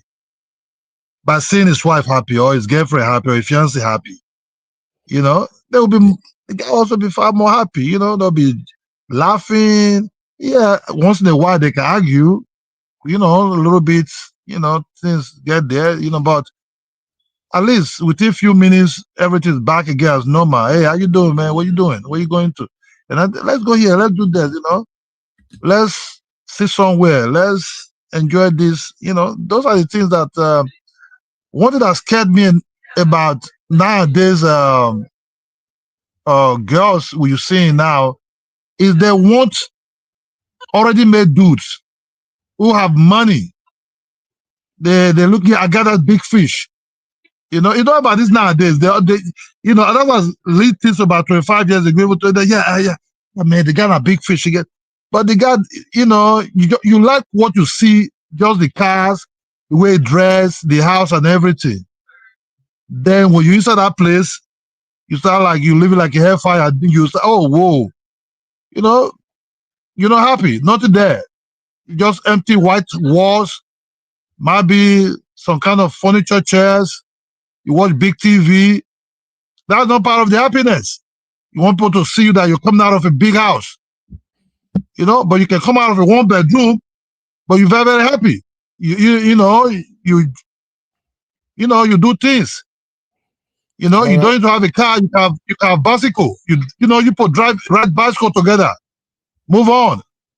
Then things will come up later. You put work towards something. Whatever you put work towards, and you put have it genuinely. That will put smile in your face and make you ginger up. Not by going to be eating lobster, caviar, and all those things. You can eat. Make rice and pork granite on it. If you cannot afford meat or anything on it, pork granite on it, turn it together. People started eating inside that something like that. That is happiness. That is not happiness, I beg. No, Uncle Ben, see, Uncle, look, I'm not talking about when you get older. I'm talking about when you're young. When you're young. When you get older, that's a totally different ball game. But when you're young, you put into something, you put, check things up, that's just the way it is. Brakidola, respectfully, sir. All this all you're describing is way, way, way back in the days. That is when that's what I said. This I'm talking about before the mobile phone, before these things. Now, Brakidola, it's like you are stuck in those years. No, that's what I said. No, Uncle Ben, that's what I said something. I said the one you see now is a little bit different. But when you're young, you put just starting life, working, but not much money, you put saving to maybe to get a better house or save money to do something else. You know, you can be anything, but that when that happiness is there, there's nothing. Jump out, do your thing, feel happy. Take her out to go out from you don't need to go to Chinese restaurants or anything fancy. If you don't have the money, don't kill yourself. But there are certain things that you will do that will, that will make things ginger up. Not about this big mess, by this big Mercedes. This things will come later. But you'll be very happy that when these things are with you, but you are with somebody that that you all suffer together, you climb that hill together, and you have all these things together. That's what I'm talking about. Not the ordinary somebody that's already made dude is not going to make you happy. Forget it. You come for we say that if you don't have money, if you didn't have money, you will not be there. It will talk to you anyhow, with no respect, and then that's what I mean. Yes, Brakidola, we get it, but right now, in the life we live right now, you won't even pray that your daughter should be with a guy that will give her rice and groundnut oil. That's just the point we're making, sir. But I get what you all Brakidola is saying. Is it rice and groundnut or rice and groundnut oil? Now, rice and groundnut oil, Brakidola talk. No. I talk about rice and groundnut. What I mean, see, I talk about the real nut. See, what I mean about that, Uncle Ben, I understand. Sorry, Uncle Kidola, why not Gary and groundnut? No. Okay. Gary and groundnut. If you put some sugar inside and everything, you put eating it and looking at each other. You are working towards something. You understand me? Rome is not being built. The same time, say that the same time I told my sister way back. I told my sister way back. I said, look, don't go bring my car and get Mercedes Benz. But what say not be your husband. Now somebody else's husband. Suffer, build something up with your man. That will be yours. That's what I mean. Thank you. That's what I mean. Thank you, my brother. I wish we could continue this conversation, but I gotta go. Thank you, sir. Brakidola is always fun to have around. Brakidola, we break it down to the barest minimum that everybody will understand. Shout out to Brakidola. Now, those of you say you are not going to eat rice and groundnut. If I catch you, Adana, Sister Yinka and Abby, if I catch you now for corner, the way Sister Rose will tell me if he catch me for corner and for street, make I no catch you now. Rice and groundnut is the latest. I've been trying to imagine how it tastes. Like, what kind of combination? I say, wait, is it groundnut? Maybe you put salt and pepper in the groundnut. I don't understand it. I'm dead. Brakidola, don't finish me. Anyway, Uncle Dio, your final take, sir. A man that don't have sense of humor. He's a 10, but he has no sense of humor. We used to advise baby girl to go ahead. He's a 10, money day, everything day. Perfect guy, great guy, but now he's just kind of a serious kind of guy. What would you advise, Uncle Dio? Uncle Benu, question that I will ask my daughter is, what was your attraction to him in the first place? Is it that moodiness? Is it that quietness? Is it that lack of humor? Because something must have attracted you to him. Because I used to take pride, in my younger days, I used to take pride in the fact that nobody can be around me without laughing. I will surely make you, I will share, in fact, I'm a joy giver. Because you cannot be around me without I be moody. So that is why I believe that everybody has a kind of attraction. And then most girls, most ladies, they want to be with somebody that they feel comfortable with. Not just with the mood, or that we just be giving them the off shoulder or something. So I asked my daughter, what was your attraction to him? If she could convince me that whatever attracted her to him is enough for her to remain with him for life, then good for her. But I can bet maybe 9 out of 10, she may not be able to stay with a man that does not have a sense of humor, because there are some things that we do. Now let me bring it home. As a man, there are some things that you will do in the home where tension is so high, not because of anybody's fault, not because of, but maybe things are just not working out right, and there is tension in the home. If you as a man don't do something to bring out that tension, then how would that marriage survive? Because if man have to play that role, sometimes you just purposely do something to make people laugh, even when they are not happy, or even when something is not going right, even when something has gone wrong. But just for you to reduce the tension, you purposely do something, crack a joke, or do something funny for everybody to laugh, and then everybody will relax. If you as a man don't have that, how do you want to maintain your family? So to me, I will tell my daughter, whatever attracted you to him, if that thing cannot keep you to stay with him for life, please don't go ahead. Because a man that does not have sense of humor, I don't see him making a good home. That's my take. Thank you, Okudayo. Thank you. We go talk, Okudayo. I got to go now. God bless you, sir. I really enjoyed today's show. Now, don't make me laugh, Taya, here. Oh, my God. All right, Sister Yinka, now you go give us the last voice, and then me and Abi will round up, make I rock up. But Sister Yinka, Yes, sir. Man of Prestige, don't start. Man of Prestige, don't finish me with laughing. MOB say he's a 10, but not a B. MOB, that's bad, though. But he's not a 10. But he's no more a 10. He's a 10, bro. He's a 10. Sister Yinka, he's a 10, Yes, but no sense of humor at all. That one is going to be hard, though. That one will be hard, though. Let me tell you something, though. For me personally, it's like before I met my husband, right? If I looked at my life back, I'm looking at myself as before marriage, before I met my husband. Would I marry me as how I was at the time? I would actually tell you no, I wouldn't marry me, because I didn't used to laugh a lot. Oh, wow. I always had, I think I mentioned it on here, where when I was in the office, people would my boss would actually would ask me, is everything okay? Are you okay? Because my face, whenever they walk past, there's this face look, they call it the resting BITCH face, that that they said I mean, my boss didn't say I had the face, but I figured that was what she was trying to, she was trying to pass a message across to soften my look. It was very hard. I'm a person that when I'm doing something, I get zoned into it. And I completely, I stay so focused, I don't see anything else in my environment.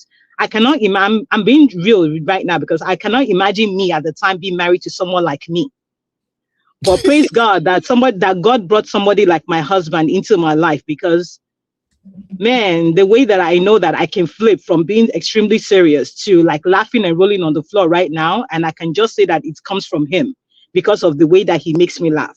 So what I'm trying to say is that if I were to be dating someone that was like me at the time, I probably would have broken up with the person as well, because I'm like, the both of us cannot coexist. So, I mean, with everything, the trials of marriage, children, having, the stages of life and everything, having that one person that always finds, no matter how serious the thing is, not that, they take everything, to be all fun and joking all the time, but they can find a way to bring that light into your life is a blessing. And I don't think that it should be overlooked. So if you, that's why I'm being honest here, because I'm one to be that kind. So I can imagine if I was married to someone that was like me back then, I don't even know if we'll even be together, because we'll just be sad. Our children will be sad. Everybody will just be, I mean, not sad, but there'll be really no joy. When you're talking about joy, even when things are not all good, but there's this natural joy that comes from within. And that comes from what you feed off of your spouse. So, I mean, I guess it's a case by case thing. If he's not the one that can bring that into my life, maybe I will be the one. So if you as a woman, you have a huge sense of humor, but this guy is kind of like a dry guy, like he's always like serious, kind of like me. But you can actually penetrate to him where he's actually now smiling more, and then something is going on. Then I don't think you should break up the relationship because you're actually bringing in what he needs in his life, right? But if it's in such a way that you're being truthful to with yourself, you know that you really don't have that sense of humor built in, like you can't just crack a joke or even laugh easily or smile easily, and this person also is the same as you, that's going to be tough. Because one person has to, that's the balance that you need in marriage. The other person has to be able to balance out what you're missing. That's how it works. It's like a puzzle. That's the way I see marriage. And that's actually the way it's supposed to be. So I'm getting what I need from you. You're getting what you need from me. So yeah, I wouldn't marry me then, but thank God for God. So if you have to advise young ladies now, when it comes to sense of humor, you know, the ladies nowadays, like I've always said on this show, I think they focus mostly on the wrong thing at times. And that is why you see them get married 1 or 2 years later, big trouble will start in their marriages. And also the same thing applies to the young men out there now. During all the talking stage, I be that on a talking stage, they verse me. During all the talking stage we are courting, now we are getting serious. The main thing they're supposed to focus on, they will miss it.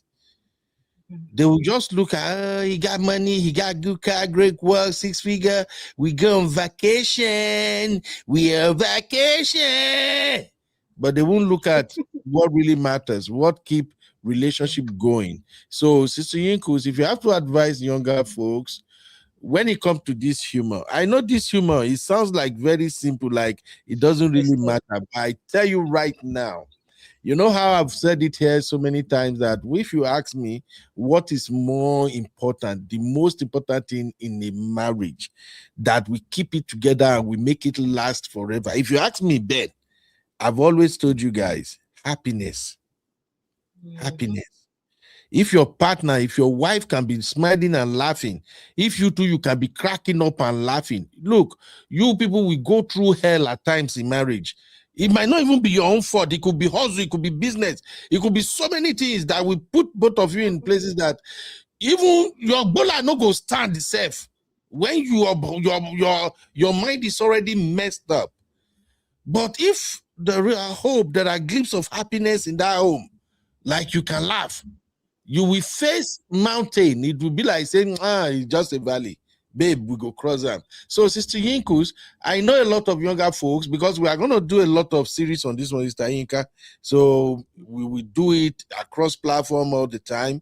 And I really, really need my people where they sugarcoat anything to come and say the truth here so people can really benefit.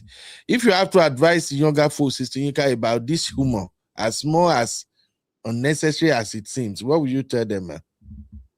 I will have to say that, I always try to personalize a lot of what I know because I've been through it as well. Even me meeting my spouse, the first thing that I noticed about him that kind of got me hooked to him, I would say, right, I still remember the voicemail like it was yesterday. I went to my cousin's house. She was the one that introduced me to him, but we didn't even know at the time. He had left a voicemail for her. He said, hi, he was leaving the message for his friend now. The lady was his friend, my cousin, and they're older than me. So it was like, hi, this is Tayo. My number is 1111111. This was in 1999, and I still remember till today. And I asked my cousin, I was like, Auntie, who's that guy? That was it. I'm telling you that if I'm telling you right now, you can ask even my children, people around me, they know. I fell in love with a sound, a voice message, because I'm like, who is this crazy guy that will call someone? He didn't dictate his number. He actually dictated what exactly as I said it, 1111111. And he was saying it with all seriousness, but my cousin and I, we listened to the voice notes, and we, the days of where you have your house phone. So she just got into her apartment, she just pressed the play button and the voicemail was playing. And we just started laughing. I was like, Auntie, who is that person? It's not like I was looking for a boyfriend. No, it was not. But I was like, who is this human being? And that was it. it was the voice. I didn't even know what he looked like. Maybe when I met the guy, I would not even like him. And my auntie was like, "Oh, he's coming here tomorrow. It would be nice for you guys to meet each other." And that when I saw the guy, the voice notes matched the face, and that was it.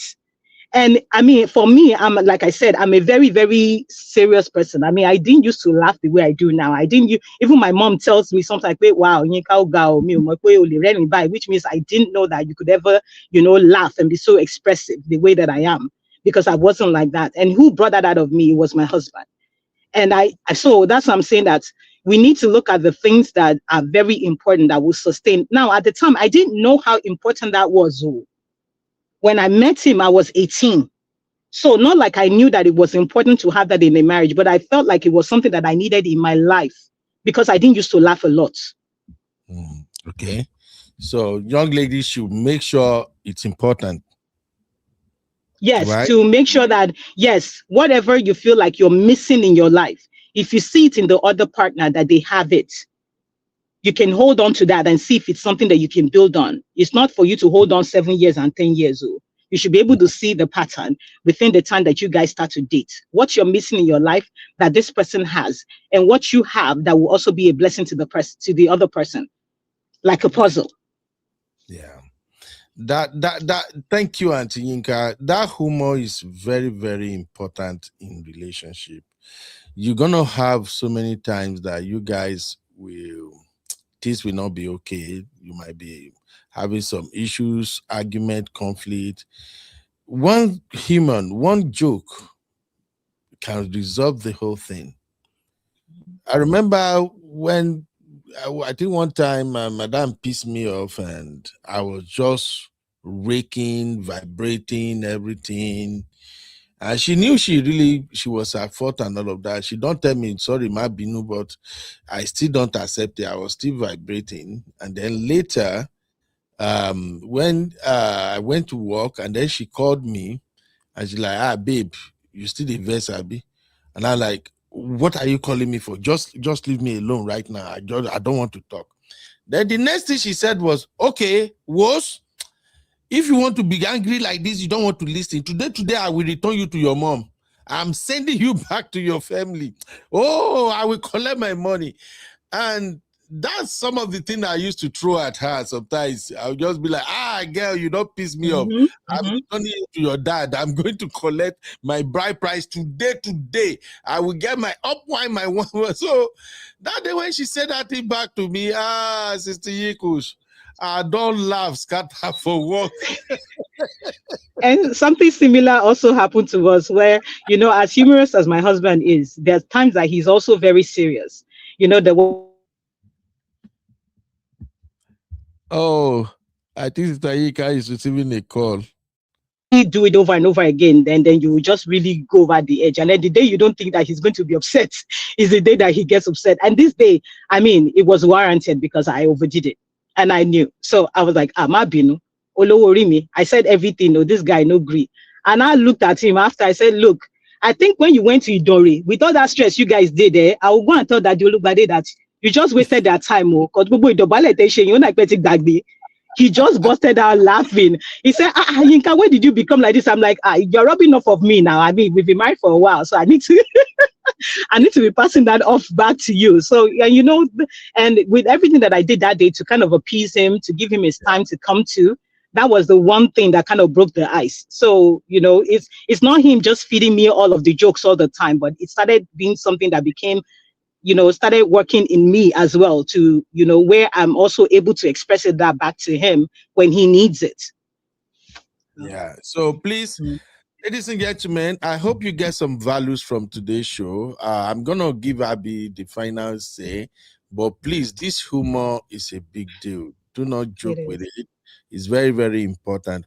And to young men out there, let me tell you, if you don't know how to crack joke, how to make a woman laugh, please spend some time to learn how to do it. Listen, women are very, very demanding. Even though my sisters will come for me, I will say it. Women are very, very demanding. Yeah.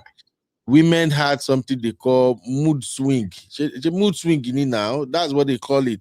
Whereby 1 minute everything is fine, or the next minute you might just do one small thing, and they will just change. They will no stop. They can stop laughing with you again. You know, and you as a man, let me tell you this, bro. I got to be honest with you as an uncle. You as a man, you are going to offend your woman so many times.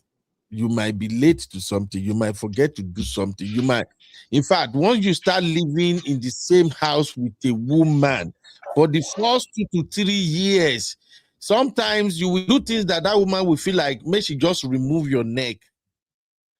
It could be how you drop your clothes, your shoe, how you just do some stupid shit around the house that she really don't like. So I'm saying this for you to know that that is how women are wired. So for you to always diffuse the situation, you need to know how to make her laugh. Everything is not about sex. That's where a lot of young men these days, they miss it. Everything is not about sex. What makes your marriage sweet is the amount of laughter you can get out of your wife. If you can laugh, if you can apologize, if you can tell her, okay, I'm sorry, babe, I forgot, I would do it. You know, it's not matching energy with energy. You don't need it. If you really want a marriage that work, human will help you go a long way. When she's angry, you are smiling. Not smiling in form of you are mocking her, but you are looking at the situation. You are telling her, okay, I'm sorry, baby, I'm sorry. Now you don't verse.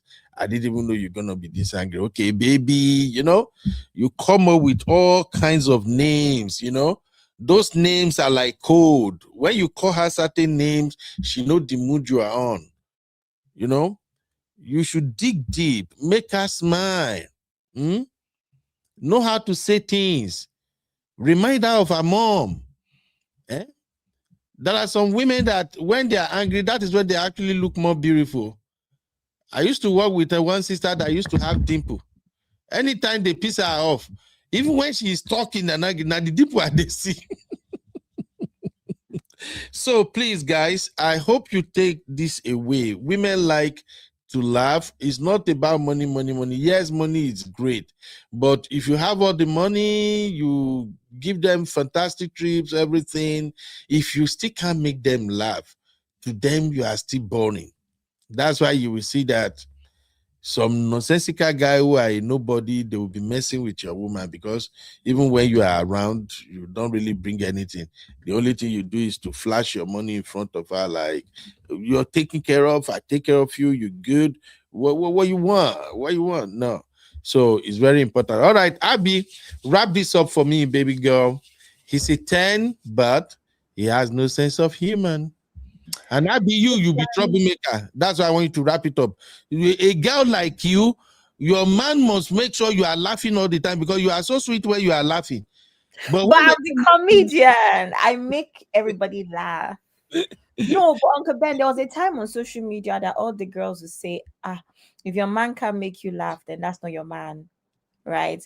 And I think that a lot of men, even like a lot of them now, even when they approach you, they try to make you laugh because they realize that is, you know, it's an easy way to the woman's heart, just making her laugh. So your man must make you laugh. I went somewhere for a work thing the other day, and there's a guy that laughed at his own jokes. It was so funny. Before the man laughed, he started laughing. I'm thinking, oh God, this is not funny. But I was just imagining him in a relationship anyway. But yeah, I think that everybody should have a good sense of humor. And like Auntie Yinku said, it may not be 100% because sometimes even with jokes don't always land. But I think generally it's important to have that balance where you're not always angry. You can make little jokes and poke at your partner. You know, banter as well is very important. I think people that don't take themselves seriously, I think it's very important. Because imagine being with someone that everything is very serious. It will be long, it will be long. It's just easier if people don't take themselves seriously. You can say, baby, look at your leg. Look at, and just joke about it and move forward. It doesn't have to end up in all this, you're mad, you're foolish, no. But just really friendly, beautiful banter. I think that is part of friendship. So that's all I have to say. If he doesn't have a sense of humor, he is a -7. He's owing us 7 points. Oh my God, oh my God, oh my God, Abby. That's a good one. I saw this comment earlier on and I kind of highlight it. I like it. The comment is coming from my lovely sister, Comfort Fash. Comfort said, I left my guy because nothing made him smile whenever we were together. He only laughs even out loud whenever he's with his drunker folks. I left him. Comfort, you are wicked. Comfort say, I left him. He was too sadist for my liking, even in church.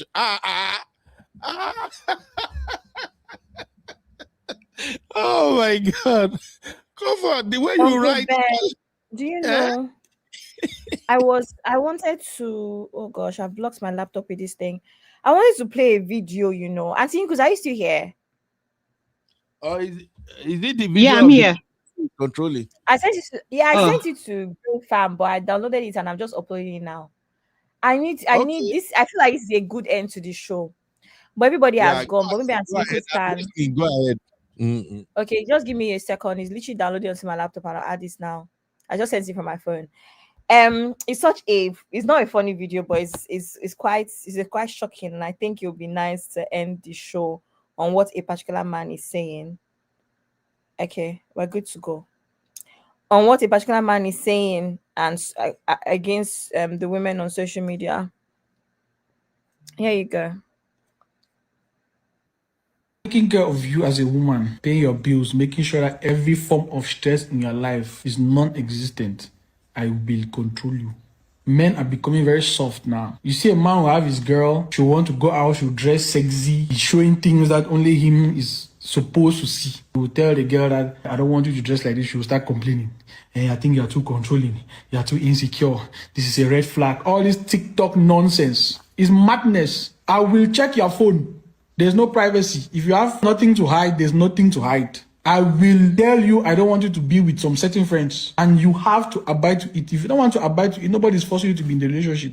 If you want to be serious, be serious. If you don't want to be serious, leave. All this dancing up and down, that's why these relationships are failing. You have men who are afraid to be men now because you don't want people to judge you. I will control you. You will not dress how you feel as you dress. You will not just go to any place that you feel as to go. You don't have male friends. Oh, this is my bro, this is my this. You even have men now who are accepting girls to still be talking to their ex. He's just my friend. It's impossible for a man to have sex with a woman and they become friends. Friends don't have sex with each other. He's my bro, he's my BFF. Say BFF. You both need to wake up. Stop being ashamed to say what is in your heart. What I'm saying here, many men are thinking it. Some people are just too chicken because you're afraid to lose a woman. I'm not afraid to lose anybody. You are not the price. We are all the price. We both contribute something to the table. High value men don't care about your money. If you like, you make how much? You cannot make money more than me. If you are under me as a female, you want me to be intentional about you. You'll be intentional about my principles. It's just the way it is. I can say this on CNN. Men are becoming too careful now to be men. I don't understand. You'll be living with a woman, you don't know the password to her phone. You are there paying bills. You're a madman. You are mad because you don't want to offend her. She will go on social media and drag you. Drag me. What happened to me? How does your dragging affect my capacity to survive on this planet? Man, you both need to wake up. There are good girls out there. If a girl is stressing you, call her a good girl. There are still good girls. All these new generation women, it's true. You have the right to fight for your money because our fathers were, let me not say our fathers, the people, men who came before us, they were messing up. But if you have a good man, follow him. Yes. And if you have a good woman, that does not stress you. Abby, is that guy for real? Yeah. Oh, blood of Zachariah. Anyway, Abby, round up the show for us. The guy, hey, Modaro. I also used to play a thought-provoking video. We can sleep on it. That's all. There's no thought-provoking on this one. This one should be thrown away. I'm sorry. This guy should be thrown away. There's no need to think about this one. What? Abby, is this what you guys are dealing with nowadays? Hey. There's a good under the comment section of this. Now you will see people that are cheering him on. And to be fair, in some degree, here's my thing. Like I said earlier on the show, I'm not mad at anybody having any mentality they want to have. just find people that go with it. Because when I spoke about the Agbafians, there are women that are part of Agbafians. This is their belief system in the Agbafian cults. The women, when they give their husbands food, they go down on their knees. Not in a way where you can say, oh, you want to honor your husband today, all those things, we know it. But the one where you be going down your knees as my king, my honor, the man that puts the house over my head, the man that did this, the man that did that. Here is your jollof rice and chicken, my lord. Oh, that's what they practice in the Agbafian cult. So they didn't marry each other. The problem I have is when people like this will come and meet Abby now and say, you want to oppress me. I say, these are the issues. So yeah, I mean, there's women that are okay with stuff like this. Marry your kind. That's it. End of story. I'm not even fighting anybody. I'm not even fighting anybody for their beliefs. Just stay away from me. That's all. So that's all I have to say, Uncle Ben. Wow. Anyway, thank you, Sister Yinka. You want to say anything, Sister Yinka, as we leave? No, I think I've pretty much, let that video end it. Abby has already said it because I'm just out of words right now. Thank you, ma. Thank you, everybody. Thank you, Uncle Ben, for having me. Thanks, Abby. Thank you, real fans. Have a great day. Have a great day. Bye. Good night. Bye, Sister Yinka. Bye, Abby. Thank you very much for good night. Bye. Hanging out with me. Thank you, Abby. All right, ladies and gentlemen. Wow, today is a fantastic show. I really have enjoyed it. I hope you all enjoy it too. Thank you, Uncle Patrick. Thank you, Auntie Grace. Thank you, Brother Kidola, for making us laugh. Thank you very, very much. Thank you, Mr. Dyer. This is an interesting one. We're going to come back with more episodes. I have close to, I think, how many questions was that? Everything was around 90 questions. So there's so much to cover, but I hope people listen to this and they enjoy it. Please, wherever you're watching from, hit a like. Don't be a stranger. Join the community. I'll see you guys in the next one. Thank you very, very much. God bless you all. Bye-bye for now.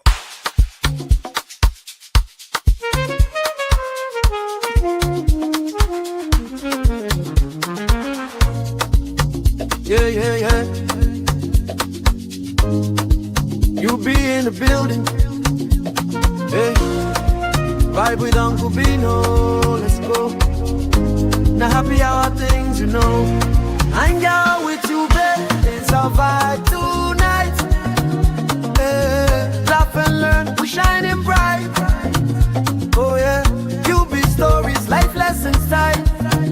Hey, on the Uncle Beno show, everything feels right. From the streets to the world, we talk real talk. Vibes on the beat make the whole place rock. Happy hour flow with smiles non-stop. Sip and chill with you, be the energy on top. You be stories, dropping them every day. Wisdom for life, the African way. From the grind to the glory, hear what we say.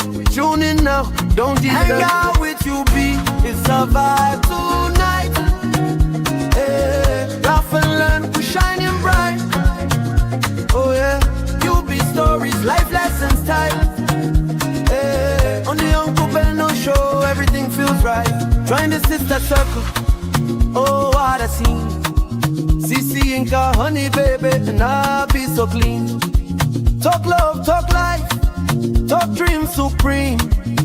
Empowerment vibes, like a royal queen team. Apollo Sunday school when the beat gets low. A moment of reflection, let the spirit flow. Men of God speaking wisdom, you should know. Faith and vibes on the Uncle Beno show. Hang out with you, be come catch that light. Oh yeah, you be stories, keep your heart so bright. Yeah. Join the sister circle, feel that fire. Oh yeah, Sunday school for your soul so right. You be nation, we rise together. Love and vibe forever. Uncle Beno show.